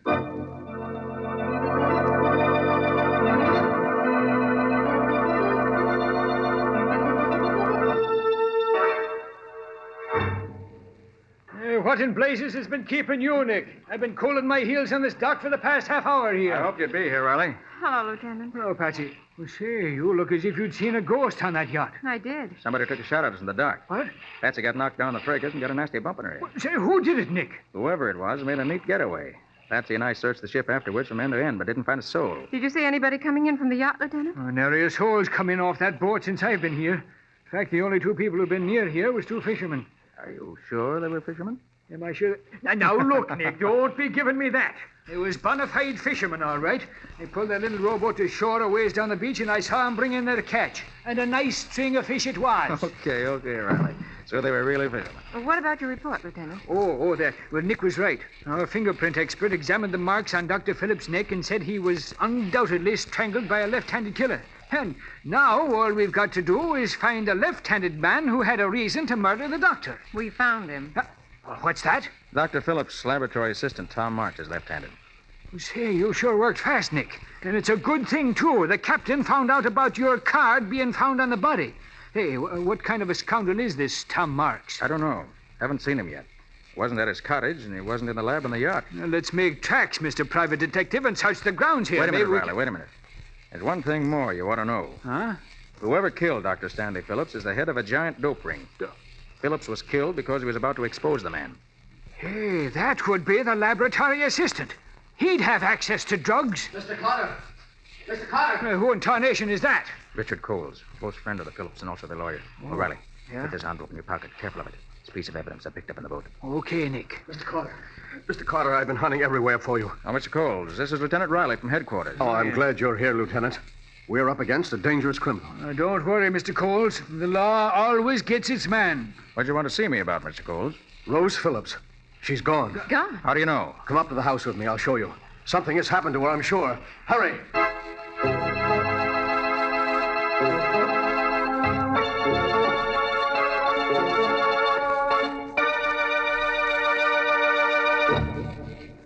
Here, this is Rose's bedroom, Lieutenant. Well, somebody was making a fast getaway, all right. Yes. Just look at the room. Clothes strewn all over. One of her suitcases is gone, and this suitcase, half packed, was left behind. She and the laboratory assistant must have been in on this together. If she wasn't guilty, she wouldn't have run away. Oh, she must have been out of her mind. Of course, Rose was in love with Tom, and... Nick, What's the matter, Patsy? What are you frowning at? Rose Phillips didn't run away. What, didn't run away? What are you saying, Patsy? No girl would run away voluntarily and leave all her makeup behind. Well, look at that dressing table. Nothing's been touched. You're right, Patsy. Say, do you suppose... Oh, no. What is it, Mr. Coles? Do you suppose that Tom could have forced her to leave? You mean kidnap her? Yes. Well, he won't get away with it. I'll call headquarters and have a cordon thrown around this entire district. We'll catch Tom Marks before he gets to the next town. Good idea, Riley. Do that. Well, Mr. Coles? Yes, Mr. Carter. I guess Lieutenant Riley has this case all sewed up. His men will have Tom Marks and Rose Phillips within the hour. Well, Mr. Carter, it was nice of you to take such an interest in my friend's death. Would you care for a cigarette? Oh, no, thanks. You, Lieutenant? Why, sure. I don't mind if I do. Of course. Light? Yeah, thanks. Well, good day, Mr. Coles. Goodbye. Carter? Come along, Patsy. Hey, where's the telephone, Mr. Cole? There's one right over here on the table. Hurry up, Patsy. We got work to do. I thought you said the case was finished. Not by a long shot. I said that for their benefit. You and I are going over this estate with a fine-tooth comb. I'm not satisfied yet.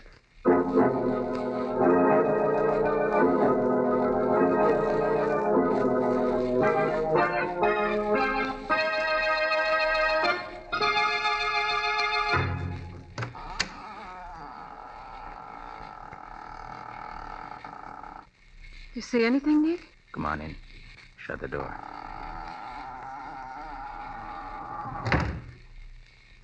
Do you think anyone saw us headed for this boathouse? I hope not. Oh, be careful here. Don't step off in the water. Nick, there's a small speedboat in the water. Wouldn't you think they'd put it in dry dock so late in the season? Depends, Patsy. Look up there, mounted in the bow. A machine gun? Mm-hmm. This boat was used for business. Gee, who'd ever think a quiet little chemist like Dr. Phillips kept a mounted machine gun on a speedboat? I believe this setup down here was news to Dr. Phillips, too. Hold on to my arm. We'll look around. Oh, Nick, don't step on the fish. String of fish, huh? Well, Nick, those fishermen Riley saw must have come in here. Patsy, this catch isn't fresh. What? Those men used this string of dead fish just to fool Riley. And those were the men who made trouble for us on the yacht. Yeah, they must have been. Well, plenty of life preservers stacked up in here. Yeah, that's strange. Here, Patsy, take the flashlight and play it on this one. Okay.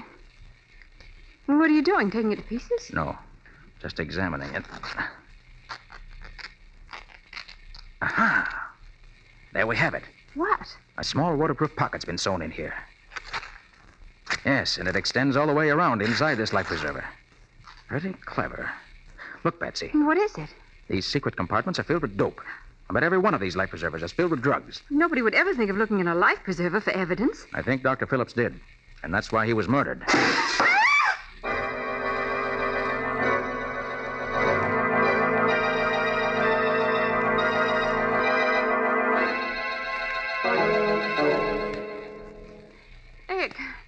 Nick. Are you okay, Patsy? Yes, but I can't stop crying. Well, that's not surprising. Somebody threw a tear gas bomb through the window. Oh. That's right, friends. It was tear gas. Who's there? Pretty clever of me using the tools of my trade that way, isn't it, Mr. Carter? But Tom Marks is always clever. So you're Tom Marks, huh? I've been waiting to set my eyes on you. It's too bad your eyes are filled with tear gas, because now you'll never have that pleasure. Okay, Pete. Come in and get the lady. Right. I'll take care of Mr. Carter myself. Sister, come on. Come on, sister. Come on. Let her go alone. Here, let her go alone.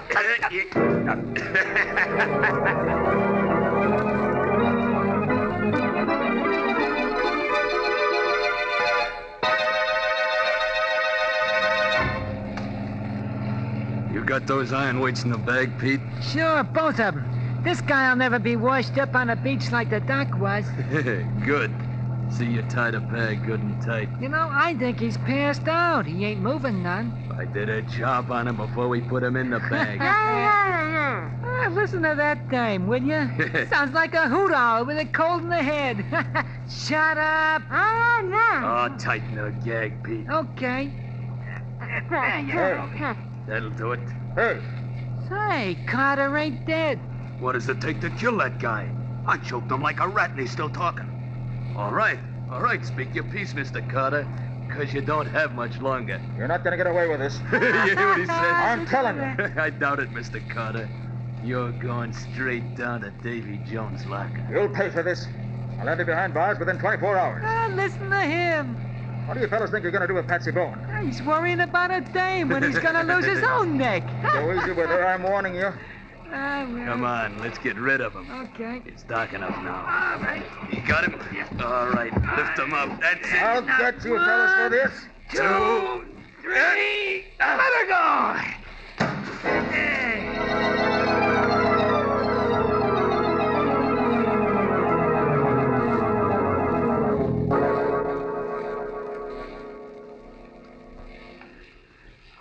I came as soon as I got your flashlight signal from the shore, Nick. You think the criminals are aboard the yacht here now? You'll see in a minute. The laboratory's right down this companionway. Hey, you're dripping wet from head to foot, Nick. What happened? They tried to pull the same trick on Nick that they pulled on Dr. Phillips. Only it didn't work, because Nick can expand his neck and wrist muscles. Yes, I had my hands free before I hit the water. There was no trick at all to cut my way out of the sack. And then I clung to the back of their motorboat until it reached the yacht here. I waited for the would-be killers to get aboard, untied Patsy, and here we are. You're lucky, Nick. He's smart, that's all. Quiet. This is the door. Keep your gun ready. Right. Good evening, Mr. Coles. What? Oh, Nick Carter. Well, come in, Mr. Carter. These two friends of mine and myself were just discussing whether you had found the criminals. I think we have, Mr. Coles. Good, good. There's just one thing more I need to make sure I have the criminals. Riley. Yeah? Give me that envelope I asked you to keep for me. Oh, sure, Nick. Here you are. Thanks. Now, I'll just take the piece of burned paper out of this envelope. Are those the pieces you gathered from the drain board? Yes, Patsy. They were from the note Stanley Phillips wrote just before he was murdered. Now, I'll just use some of these chemicals in the burned paper. You see, gentlemen, even though this piece of paper's been burned, it is possible, by using the correct chemical solution, to bring out the writing that was on the paper before it was burned. In this case, I expect the writing will give the name of the man Phillips designated as head of the giant drug ring. And his killer. Ridiculous. Absolutely ridiculous. Yes, here it comes. The chemicals are beginning to act. The writing is beginning to show up. Good. The name is... Nick, look out! Oh, you got me, boy! Get out! And I got these two thugs, Nick. Knocked them out cold. Sorry I had to plug in the shoulder, Coles, but I had to put you out of action. Now, Riley, there's your murderer. So it was Coles who did it. You're right, Carter. I killed him. The powers be praised, Nick. I thought Tom Marks was the killer. Coles had me fooled too, Riley, until this afternoon when he came running down from the house. And then I noticed his feet were wet, as if he'd been in waiting. Then he was one of the men on the yacht. One of the fishermen Riley saw. Right, Patsy. And another thing. The man who strangled me in the boathouse claimed to be Tom Marks. But Tom Marks is left-handed. The man who tried to strangle me used his right hand. And you knew Phillips was murdered by a left-handed man. That's right.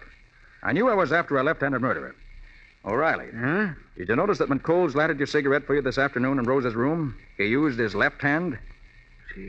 By golly, he did. Then he's left-handed, too. Right. When I saw him do that, I knew he was the killer. But I had to make him prove it. Oh, you did that all right. That business about making the writing stand out on a piece of paper after it's burned is a new one to me, Nick. Nick, can you actually do that? Well, it can be done under ideal conditions, but this time I was just putting on an act for Mr. Coles' benefit. You mean you didn't actually make any writing appear on the burned paper? Not a word, Mr. Coles. And I fell for it like a sap. Nick. What's that? Well, I'm not sure, Patsy, but I have a hunch. It's locked, Nick. Oh, Patsy, since when did a locked door ever stop Nick Carter? Quite right, Riley. When did it? This is no time for it to start.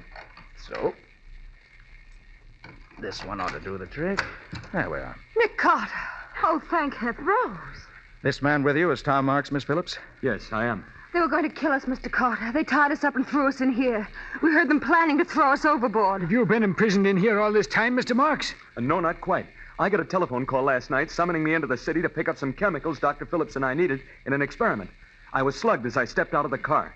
And when I came too late this afternoon, I was in here, and so was Rose. That Coles was a smart one.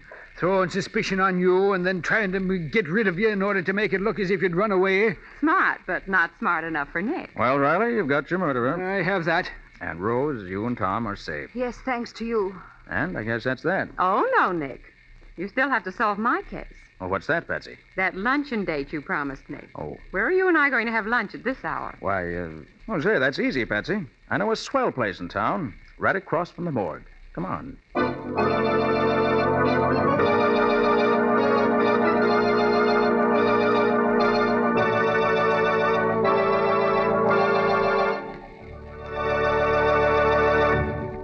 This was another strange experience of Nick Carter, Master Detective, called The Drug Ring Murder, or Nick Carter and the Mystery of the Left-Handed Killer. Another of the curious adventures of Nick Carter, which are brought to you regularly at this same time by WOR Mutual. And now, Nick, what can you tell us about next week's story? When a young man who was a very good friend of mine arrived in town to claim his bride, he suddenly became aware that she was not the girl to whom he'd become engaged. You mean she wasn't his fiancée? That was the question that started off the whole case. Yes, indeed. Because we couldn't be sure whether the girl he loved was really the girl he loved, we prevented 2 murders and saved a gigantic fortune from disappearing. But you didn't save me from disappearing, Nick. Oh, quite true, Patsy, but after all, you weren't gone very long before we found you. But I'm sure glad you found me when you did, or I might not be here now. So long, folks. Get the rest of the story next week. Right. So long. And so long to you, Nick and Patsy. In the strange adventure you have just heard, Nick Carter was impersonated by Lon Clark, Patsy by Helen Choate. The story was written for Nick Carter by Barth Conry. Original music was played by Lou White. The entire production was under the direction of Jock McGregor.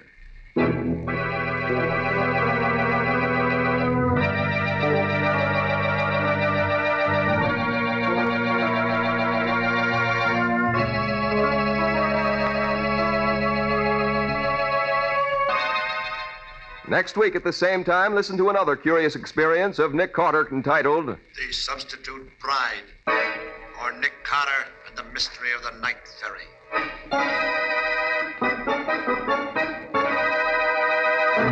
This story is a copyrighted feature of Street and Smith Publications, Incorporated.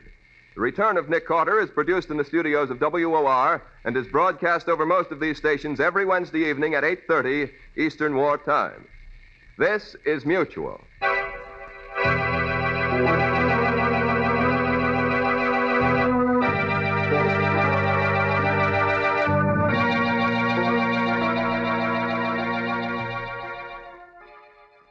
One of old-time radio's longest-running and most popular programs, CBS Mystery Theater, is up next.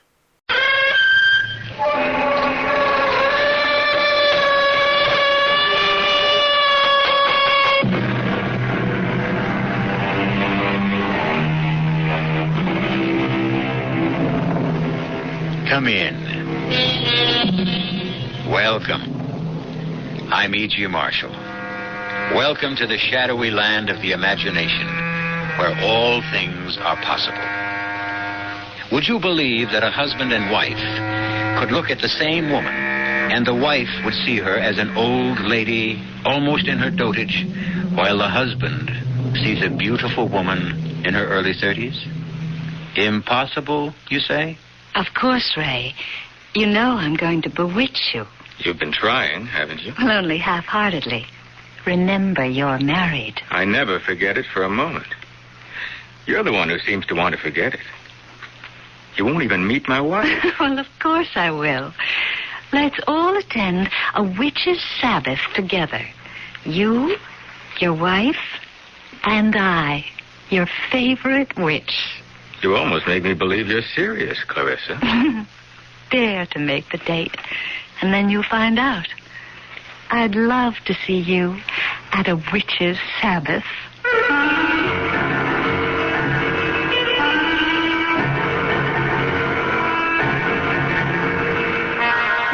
Our mystery drama, The Young Die Good, was written especially for the Mystery Theater by Murray Burnett and stars Patricia Elliott and Carol Teitel. I'll be back shortly with Act One. Weekdays on CBS television. Don't miss your favorite daytime dramas at new time. Follow the continuing stories of families in conflict, their lives changing every day, full of turmoil, triumph, and treachery. On The Young and the Restless. Then, it's the stirring stories of romantic intrigue and hidden desire on As the World Turns. Be sure to watch The Young and the Restless and As the World Turns. Weekdays on CBS television. Check local listings for new time. Because Dad does a lot for you, True Value Hardware stores suggest you give him a Father's Day gift that will do a lot for him, like a quality skilled power tool. Hi, Pat Summerall to tell you they offer the Precision 7 1/4-inch skilled circular saw to help Dad with a variety of home projects. For only $34.95, Dad will get a rugged, dependable power tool that features a powerful 1 3/4 horsepower motor. This popular saw will give Dad the quality and confidence of skill and is available at participating True Value Hardware stores and home centers. A railroad car clatters through Pennsylvania's coal fields almost a century ago. Its only passenger, a doctor named Matthew Shields, beginning a 16-year special assignment for the American Red Cross. In railroad yards, on sidings, and in the great terminals, Dr. Shields would convert his home on wheels into a classroom and teach first aid and occupational safety to industrial America. And all along the way, local physicians were enlisted as Red Cross volunteers to continue the teaching effort. When the car rolled to a stop for the last time, 2 million people had learned first aid. The effort was called A Good Beginning, but only a beginning. Today, as the Red Cross begins its second century, we're proud that America still looks to us for first aid training. Now we teach over 3 million people every year, and we still say it's only a beginning. Red Cross, ready for a new century.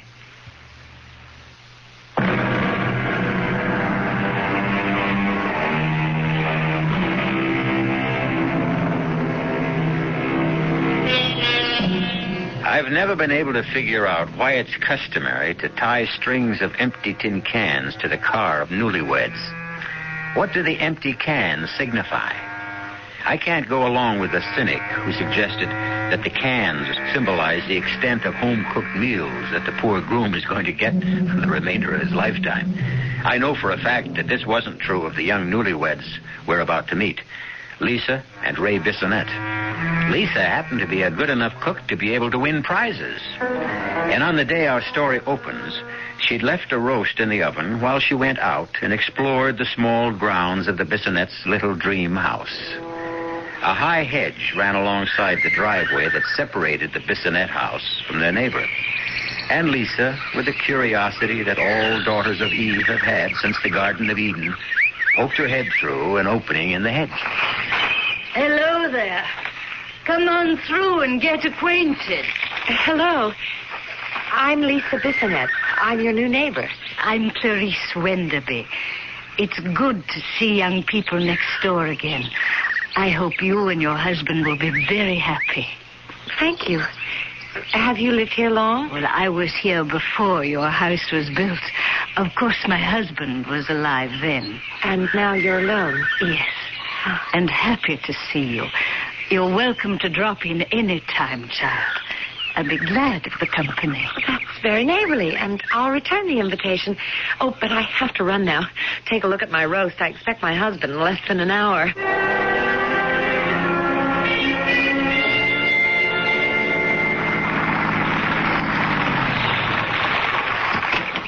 Hi there, neighbor. Oh, hi. I'm Ray Bissonette. Well, I'm Clarissa Jaffe. Can I offer you a cocktail before dinner? Sounds delightful, but my wife's expecting me. She heard me drive up. And, say no more. Just remember you have a rain check any time. I'll remember. Thanks. It's nice to have neighbors again. Be seeing you. Welcome, my lord and master, to your home and castle. Hey there, doll. Don't let women's lib hear that greeting. You know I didn't mean it. You didn't? Just the welcome part. Hey, something smells delicious. And yours was the second welcome I got since I came home. Oh? You can say that again. The dish who lives next door was at that hedge opening in the driveway and asked me in for a drink. That's why we're married, darling. I love you and your sense of humor. What's so funny? She really did ask me. I'm sure she did, darling. She's a lonely old lady. Oh, I'm sorry to spoil your little game, because I saw her earlier this afternoon, and you can't hope to make me jealous of a woman in her 80s. Well, I don't know what woman you saw, Lisa. But the lady who spoke to me wasn't anywhere near 30, let alone 80. I know what I saw and who I saw. Well, I'm sure you saw what you told me, honey, but... Well, at least give me the same break you asked for yourself. I know what I saw, too. But it's crazy. Well, there's probably some simple explanation. I'll bet there is. And I'm the one who's going to get it from Mrs. Wenderby the first thing tomorrow morning.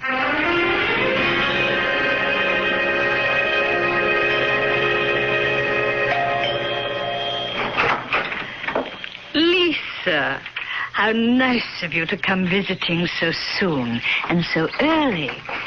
Would you like a cup of coffee? Coffee would be nice. Well, let's go into the kitchen. I always find it cozier. Do you take cream and sugar? Just black, thank you. Tell me, are you getting used to the neighborhood? Do you find the shopping center exciting? As a matter of fact, yes. But if you don't... I get out so infrequently. There used to be a farmer's market on Duane Street that had the loveliest, freshest vegetables. Duane Street? Yes, just one block past the station. Of course, you don't meet your husband at the train, so... My husband's really the reason I came over. Oh, how interesting. You didn't meet him yesterday, did you? Did he say he did? Well, he said he met a beautiful 30-year-old woman. Here? In my house? Who's the woman my husband saw last night? My dear child, don't tell me you're jealous. Goodbye, Mrs. Wenderby. I'm sorry I bothered you. Please don't go. I'll try to help you. Why should it be so difficult? There's something here I don't understand, and I'm going to get to the bottom of it. It might be best if you move. What? It really might be best. That's ridiculous. Do you know what you're saying? Yes. But Ray and I looked for a house for almost 6 months.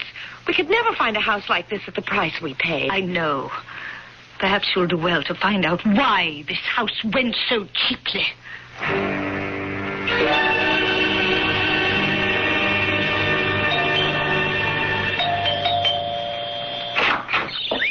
Hi, neighbor. I'm glad you decided to pick up your rain check on that drink so quickly. No drink, thanks. Oh, come in anyway. It's only neighborly to get... I left the office early today, just to straighten something out. This shouldn't really take more than a minute. Are you afraid of me? Sit down. Oh, thank you. It may sound silly, but last night my wife and I got into a ridiculous argument. Oh, not over me. Yes, you see, Lisa says you're an old lady. Well, how could she, since we've never met? Well, that's what I told her. But she insists she was here before me yesterday and spoke with an old lady who said she lived here. Oh, now I understand. What a silly, silly mistake. The old lady your wife met is my mother, Therese Wenderby. Your mother lives with you? But not all the time. But she's here a good deal. My husband's wonderful about it. Well, Lisa told me she was very definite about saying she lived here alone. Mm-hmm. Well, now you know that isn't so, don't you, Ray? I know, but how do I convince Lisa? Well, being a woman, I think Lisa will understand when you tell her my mother's vain. Vain? Yes, as ridiculous as it sounds for a woman her age. She just hates to admit that she has a daughter my age. Oh, I find that hard to believe. Are, either of your parents living, Ray? My dad, he's 68. Well, you'll find that the older a person gets, the more childish their behavior can become. I'm glad You said can, because I don't think my dad is... Well, let's hope not. But, can you understand why my mother lied to your wife? No, not completely, but at least I'll be able to calm Lisa down.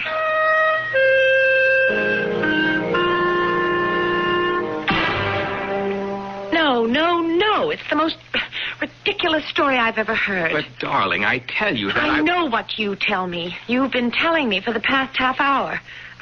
And I tell you it's nonsense. Did you ask to see her mother? It never occurred to me. Why not? Well, You didn't take my word seriously enough to question this beautiful dame you say lives next door. That's why not. Oh, now, Lisa, I can't know why you're making this personal. I believe you. I believe you met and spoke with an 83-year-old woman who said she lived in the house next door. Alone. Now, why won't you believe that this woman is the mother of the young woman who spoke with me? Because Mrs. Wenderby said she didn't have a daughter. But I've already explained that. And I don't buy it. For the 100th time, why not? Because when I spoke to Mrs. Wenderby today and told her your story about meeting the young lady, what do you think she said to me? I can't imagine. She told me to move. Move out of this house. Well, that proves it. The old girl is slightly batty. I know how to settle this. We're going over there, the two of us, and straighten this out once and for all.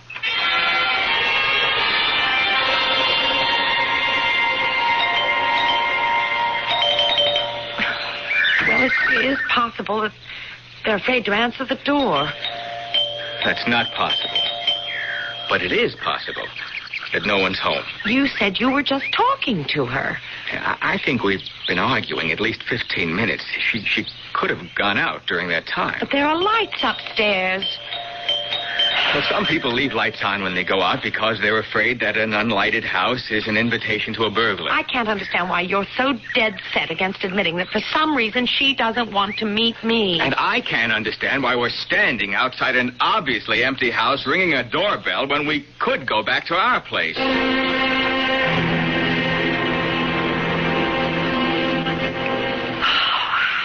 I'm sorry, Ray. It's okay. I don't know what's happening to us.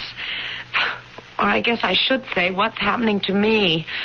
I'm behaving like all the wives I've hated all my life. Oh, forget it, love.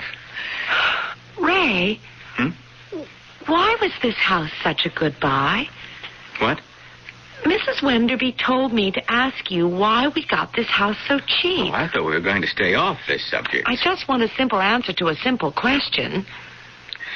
Is that really all you're asking? Yes. Why won't you answer me? Well, I have my reasons. I'm sure you have. And I guess it's because of the attractiveness of that 30-year-old woman you say lives next door. Why, you're jealous. That's what this whole thing is about. You're jealous. Don't be ridiculous. For Pete's sake, Lisa, the reason I don't want to tell you is... Well, it's because I'm afraid you'll get upset. I'll be more upset if you don't tell me. Okay. Superstitious people around here think there's some kind of jinx on this house. Jinx? It's silly, but there you are. Why? Why do they think there's a jinx? Something about the last two couples who lived here. Both husbands are dead. They died under peculiar... I don't know. Don't worry about it. It's all a lot of nonsense. How did they die, Ray? I don't know. Nobody knows. They just disappeared.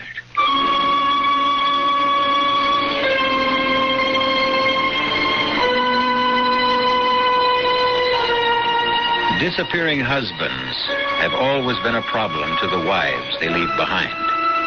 And houses with a reputation for bringing tragedy to families that dwell in them have always been a problem to those who want to dispose of them. Behind both problems, there's always a reason. And that's what Lisa Bissonette intends to discover when I return shortly with Act 2. Hi, I'm Susan Anton. This Softness that feels good by day needs firmness that feels good by night. That's why you'll love the Certi-Perfect Sleeper. Luxurious top comfort plus deep inner support. You get both with every perfect sleeper. So remember, be a perfect sleeper. Try a perfect sleeper, perfect sleeper. Try Certi. It's a healthy investment in yourself. Pour on the snap. Pour on the crap. Barbecue sauce. Pour on the snap. Pour on the crap. Barbecue sauce. Pour on the snap. Pour on the crap. Barbecue sauce. Only one barbecue sauce can give you the snap of this secret blend of 16 herbs and spices. Ours. Pour on the snap. Pour on the crap. Barbecue sauce. Pour on the snap. For the hungry of the world, life can be worse than death. Because living with hunger means living with disease, blindness, mental retardation. They're crying out for help. Please don't turn away from me. You're the caring one I need. With your help, I know I'll grow. You will give me hope. 1/4 of the world's people lives with hunger every day. But there is hope. Right now, Protestant, Catholic, and Jewish relief and development agencies are working with people in 90 countries. Please, help them. They're getting food to the children and bringing life-giving skills to the adults so the hungry of the world will learn to grow their own food. Send your tax-deductible contributions to the Interfaith Hunger Appeal, P.O. Box 1000, New York 10150. You are the hope of the hungry. Please give. A public service of the Interfaith Hunger Appeal and Advertising Council.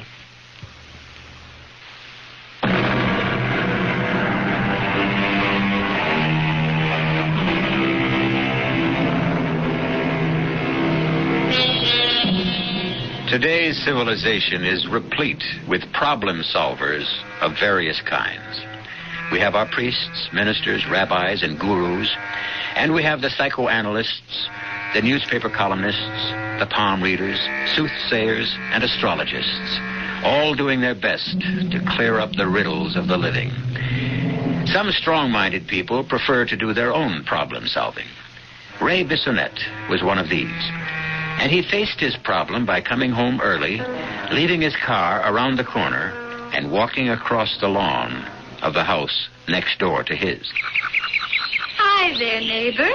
You look like a man with a problem. All right, you are. Can I help? You bet. Because you're the problem. Oh, don't tell me it's your wife and my mother again. That's exactly what it is, and I'd be grateful if you just walk across to my house with me right now and let me introduce you to Lisa. Well, of course. You will? Well, you sound surprised. Well, forgive me, but this thing has Lisa so uptight, I guess some of her nonsense has rubbed off on me. Well, what seems to be bothering her? Is she jealous? It's hard to tell. She finds the situation strange. Oh, what happened? Oh, it's my ankle. Oh. I turned it in this hole. I told Harry we've got to do something about the moles. They tunnel everywhere. Can you walk? I'll try. Would you let me lean on you? Oh. No. This is no good. Let me carry you. Well, I'm certainly not going to meet your wife with you carrying No, me. I'll take you back to your place. Just put your hand around my neck.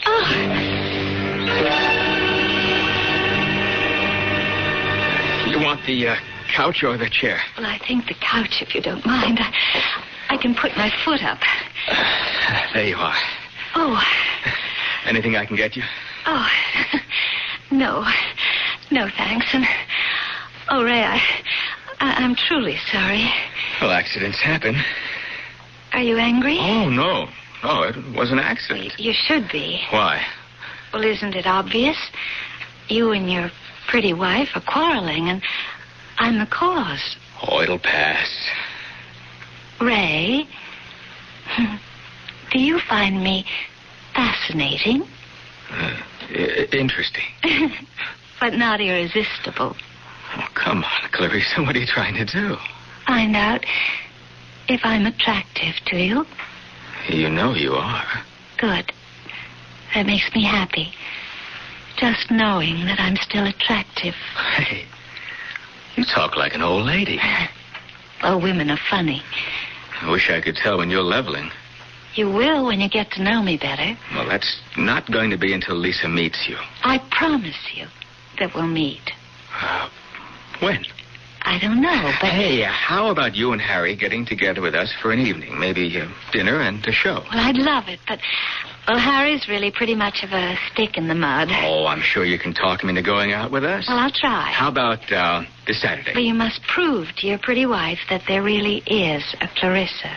That's one reason. I'll try to get Harry to go along. Where shall we meet? Well, if you don't hear from me, let's make it Theodore's. Okay. The food is good, the lights are low, and the music romantic.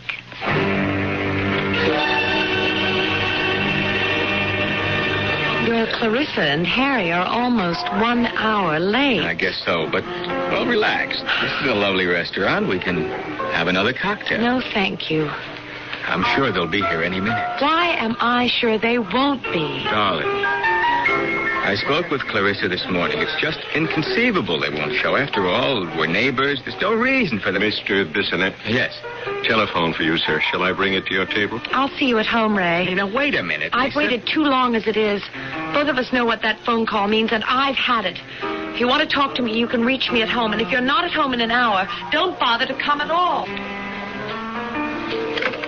Here's your phone, sir. Oh, thank you. Hello?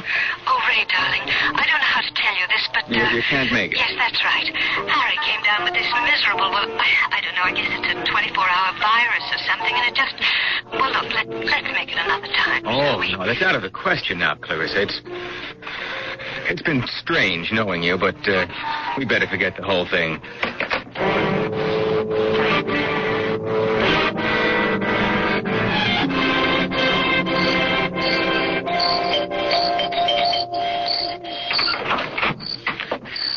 Why, Lisa, child, what brings you here at this time of night? Your sick son-in-law, Harry. I thought maybe he'd like... Harry? Sick? Isn't he? No, not that I know of. At least we're getting somewhere. You admit that you have a daughter and a son-in-law. Well, come in, child. All right. Now, perhaps you'll tell me why your daughter, Clarissa, doesn't want to meet me. Did you, find out why your house was such a bargain? Yes. And you're still not thinking of moving? I want to see your daughter. There's no way you can. Unless you're willing to take my advice. Are you trying to frighten me? I am trying to help you. Believe me, my child, I'm trying to help you. And I should know better. What's that thunder? I'm afraid we're in for a storm. You'd best be getting back to your house. But you still haven't told me what I've done more than I should. Now take my advice and take your handsome young husband and move out of that house.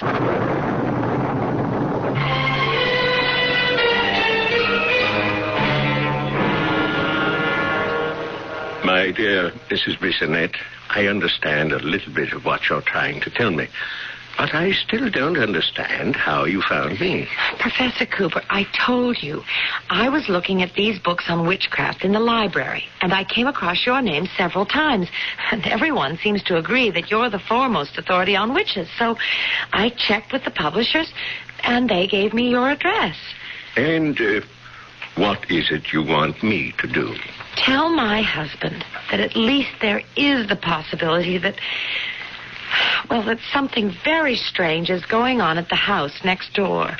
I couldn't possibly do that, Mrs. Bissonette. Not until I've done some investigating on my own. Oh, would you, Professor? I'll pay whatever you... It's not a question of money. It's time, of which I have very little. But if what you say is true, this might be very productive for my research for a book I'm doing on witchcraft now. I'll check it out.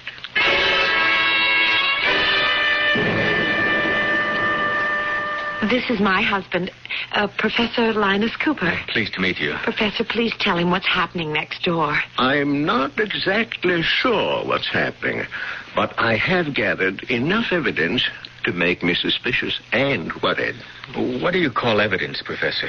I called at the house yesterday, and I saw the 80-year-old lady. Oh, that doesn't prove anything. And no one else. However, I am going to make one further test. Mrs. Bissonette, tell me, do you remember seeing any clocks in the house when you visited? I really can't say. I was only in the kitchen and walked through the living room. What's all this about clocks? Just this. I intend to get back into that house somehow in the next few days and explore it thoroughly. And if I find that there are no clocks in the house... What? I should then advise you to move, Mr. Bissonette, and move fast.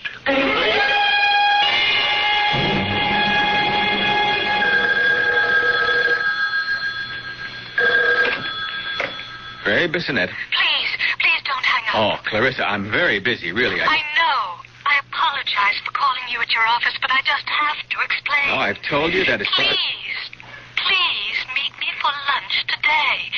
At Whitley's. Anytime at your convenience. On one condition. That you promise to meet Lisa and talk with her. I can't go into that again. Not on the phone. What time? 1:30. It's less crowded then.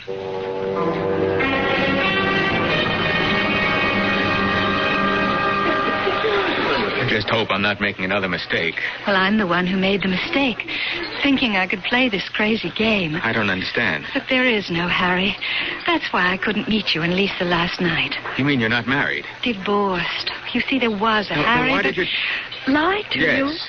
Well, because I like you. Well, that explains everything. You like a guy, so you lie to him. Well, you do if you're a divorcee and you want to see him again without problems. You're still not making sense. Maybe this lunch wasn't such a good idea after all. Because when I tell you about my mother, well, it's going to sound like something out of a confession magazine. Try me. Well, my mother... why is it so hard for me to say this? My mother isn't well. You mean there's something wrong with her physically? No. She's old and she gets... Well, you know how some old people get. Senile? A little more than that. As a matter of fact, the doctor has told me to institutionalize her, but I just can't. I won't. Okay. I understand your problem, and even why you don't want to solve it by sending your mother away, but can't you understand mine? Of course, Ray. And I promise to do something about it. All you have to do is meet Lisa and explain it to her. And you also ought to tell your mother to quit telling people horror stories and scaring the wits out of them.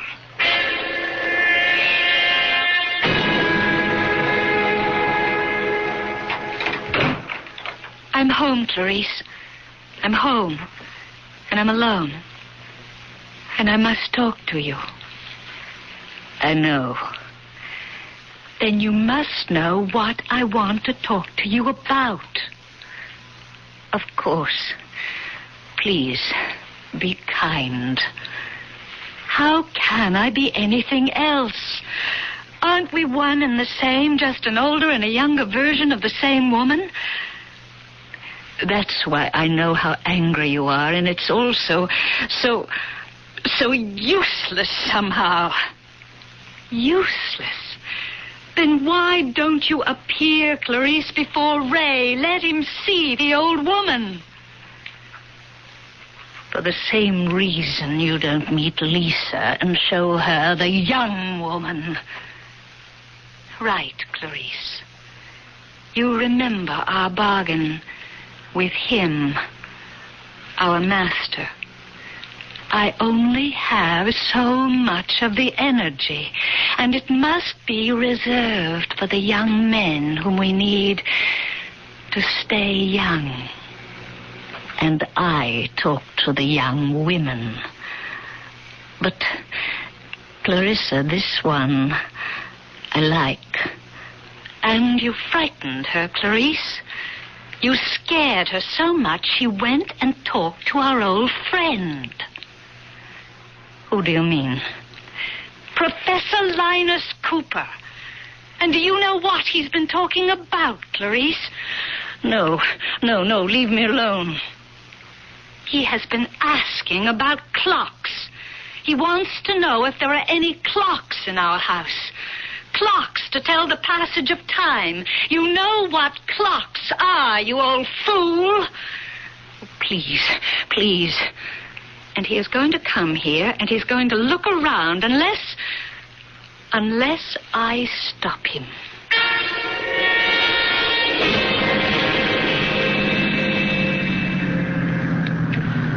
That's very strange. I'd have sworn the house was right around the corner. Now, let's see that street sign. Yes, Green Tree Lane. That was the name of the street. I'll just drive over the hill and turn the corner and... Hey, look out, you fool! Watch it!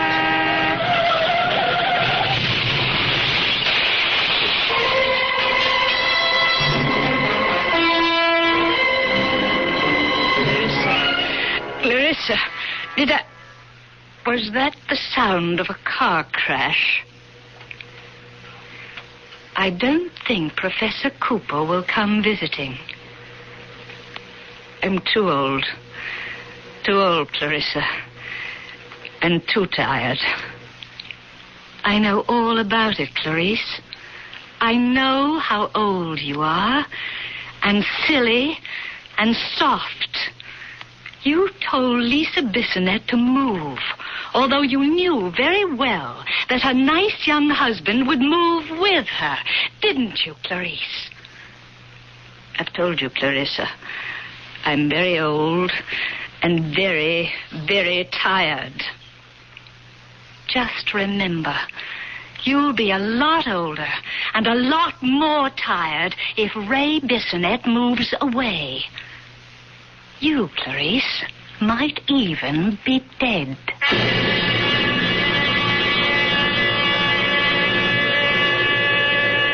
From our first arithmetic class, we're taught that 1 and 1 make 2.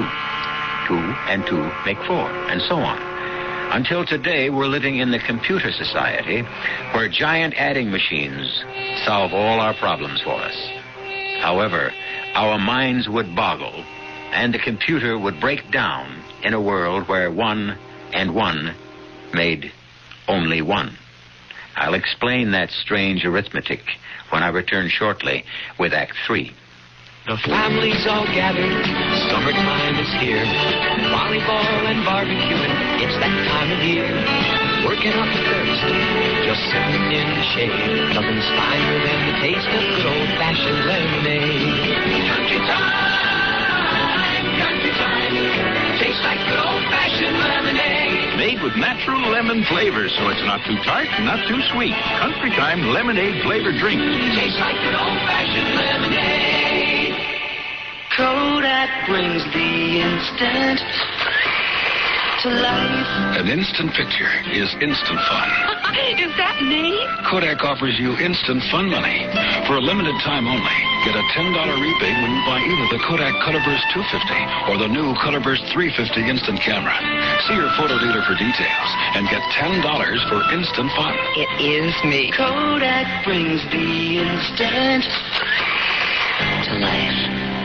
Help me make it through the night. Still up when the other TV stations are signing off? After midnight, we don't let all ring down. Now Channel 56 goes 24 hours. Night and day.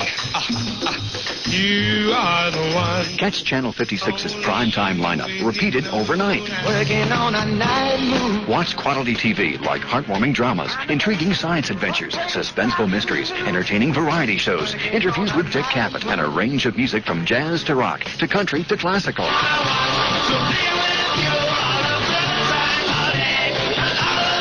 So tune in to Channel 56 anytime and sample our new 24-hour schedule.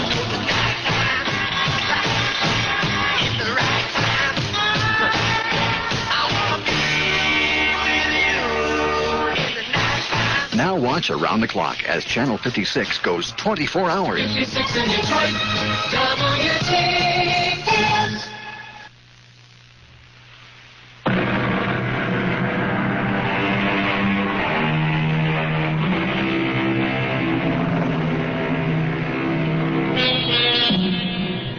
Jealousy is one characteristic that is just as prevalent among males as females. Jealous feelings often conceal themselves behind other facades. And Ray Bissonette is convinced that his wife, Lisa, is overreacting to their somewhat eccentric neighbors because she's jealous of the lady next door. Lisa's willing to admit there may be some truth in that, but she's also convinced there's a lot more to it than jealousy, even though she can't put a name to it. There's something so very wrong. I know it. I feel it in my bones. It just doesn't justify our giving up this house and paying a lot more for something nowhere near as nice. And what about Professor Cooper? Are you going to try and blame an automobile accident on Clarissa? Clarissa's just a name. I still haven't met her. And you know why not. Would you please listen to Clarice? Why should I listen to an old lady who would be in an institution except for the kindness of her daughter? You believe that? Why not? A lot of old people get funny ideas. Particularly when they live right next door to a house from which 2 young men have disappeared in the last year and a half. Why, honey, you're really scared. Yes. Yes, you big lug, I am. Okay. Short of packing up and moving us out of here, what can I do to unscare you? Listen to Clarice when you meet her. And when will that be? As soon as I can arrange it.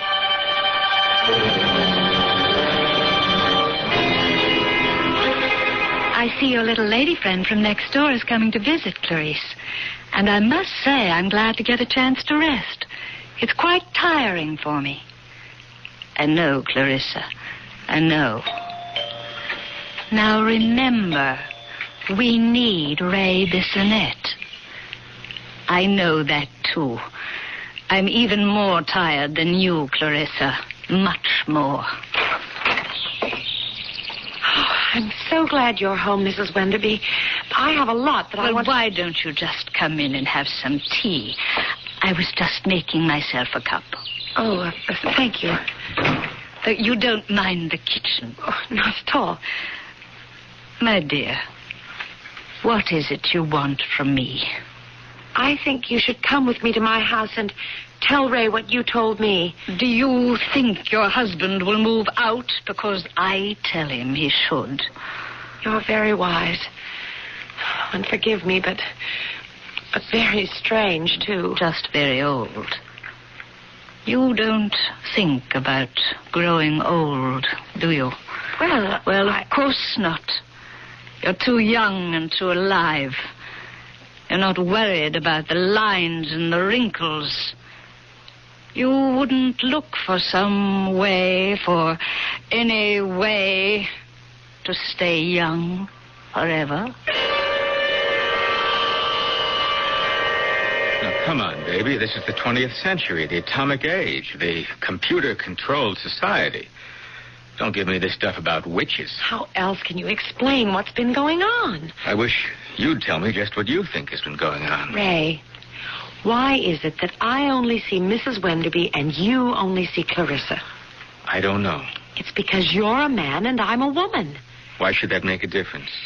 If they both were the same woman, it would make all the difference in the world, wouldn't it? Do you know what you're saying? Yes.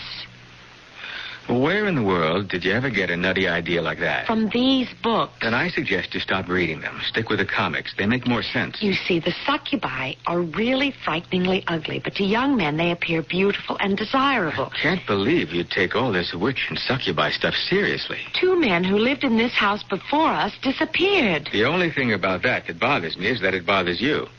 If you're really concerned about me, there is something you can do. Well, if you mean move out, the answer... I mean put my theory to the test. How are we going to do that? You make one last date with Clarissa. Whoa. Hear me out. Just for lunch or cocktails or coffee. You tell me when and where. I'll happen along and you'll introduce me. After I meet her, I'll give you my word I'll never mention witches or moving again.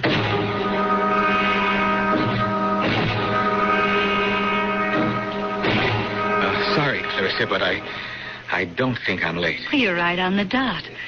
Honestly, Ray, I was so excited when you called. I just couldn't wait to see you. My wife asked me to call you. Well, I find that fascinating. She's really bugged about never having met you, and she's getting all kinds of crazy ideas about you and your mother, and I'm really worried. Well, of course you are.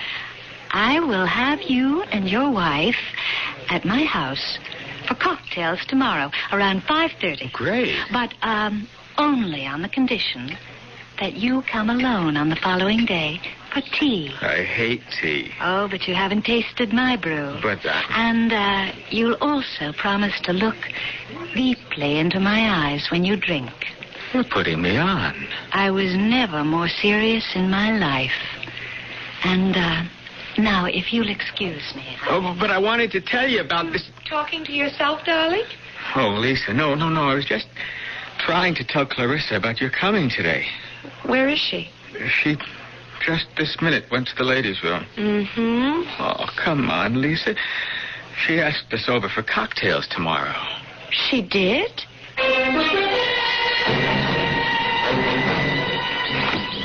I've never seen you so excited. When we ring the bell and Clarissa, or Clarice, opens the door and asks us in, it's going to be like the end of a bad dream for me. For me, too, but only because of you. I've never seen you so uptight before. Oh, after I meet her, I'll make it up to you. Just go back to being your old self. I promise. Oh. What's the matter? I don't know. I suddenly feel dizzy, as if I'm going to faint. Maybe we shouldn't go any further. We can call and make it for some other... No way. I'm not going to break this appointment. Let's go. Oh, Ray. What? Help me. I'm falling.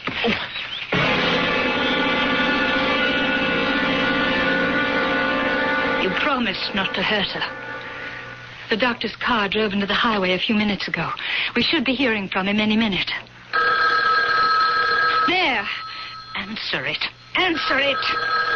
I don't want him to think we've been sitting right on the phone. Now. Hello? Clarissa? Yes, Ray. Where are you? I'm home. The most incredible thing happened. We were on our way to your house, and Lisa suddenly felt faint. As a matter of fact, fainted dead away. Hit her head on a stone. Oh, I hope it wasn't serious. The doctor says she'll be okay in a day or so, but meanwhile, we have to postpone our date. Oh, what a shame. I was so looking forward to meeting Lisa. Not half as much as she was. Remember, you're having tea with me. Well, that'll depend on how Lisa feels. I'm so glad Lisa's feeling better.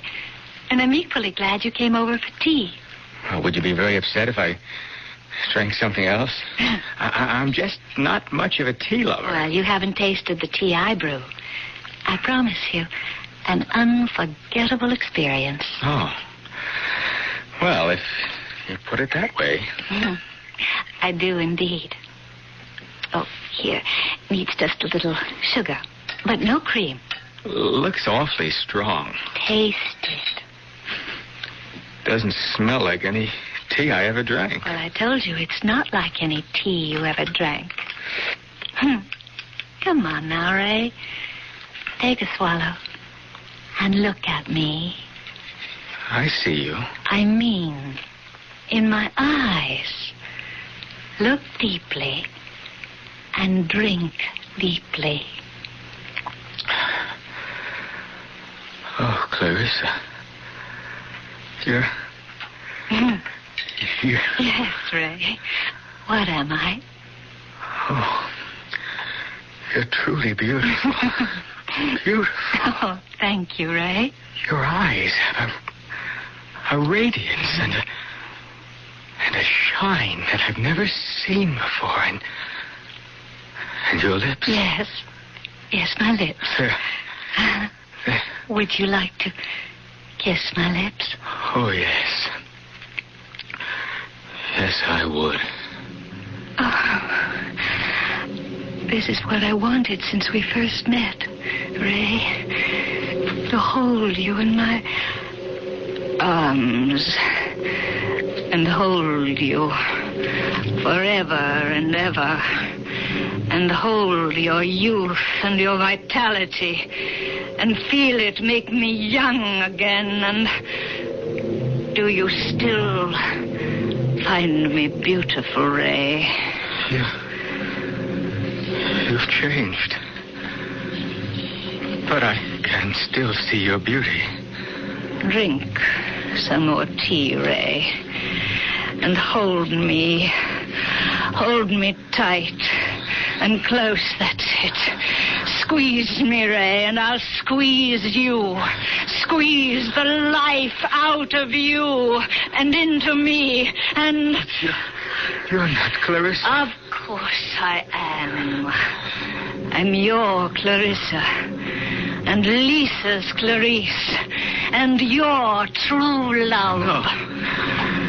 No, you're old. You're the old lady Lisa saw. Hold me. Hold me, Ray. Hold me tight. The tighter you hold me, the more I'll seem like Clarissa. Hold me, Ray. Hold me. And love me for all eternity. Because we're bound together forever.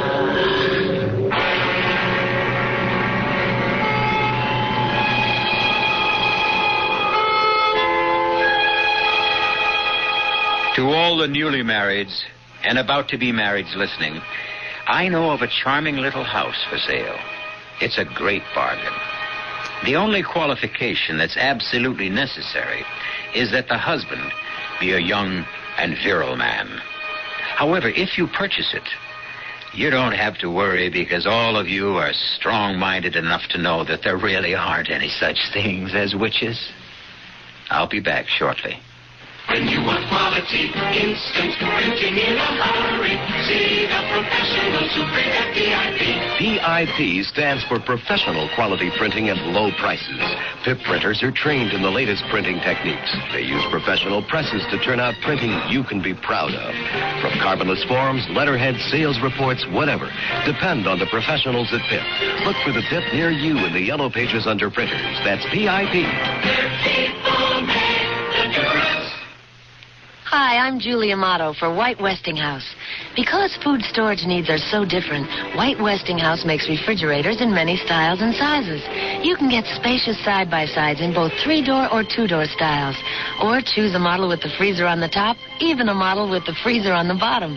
And if you already have a separate freezer, buy the all-refrigerator model. Many good reasons to White Westinghouse, your house. White Westinghouse, your house. Before Shogun, in a Japan of warring clans and star-crossed lovers, there was the glorious saga, Shike. Shike, the beautiful and violent epic of a warrior monk trained in 1,000 ways to kill.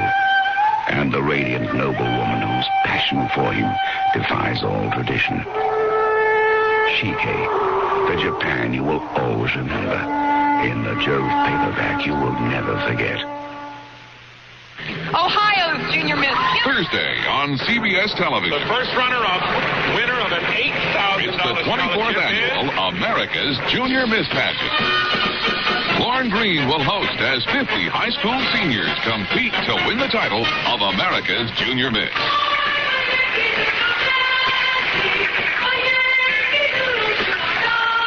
Don't miss the America's Junior Miss Pageant, Thursday at 8, 7 Central and Mountain on CBS television.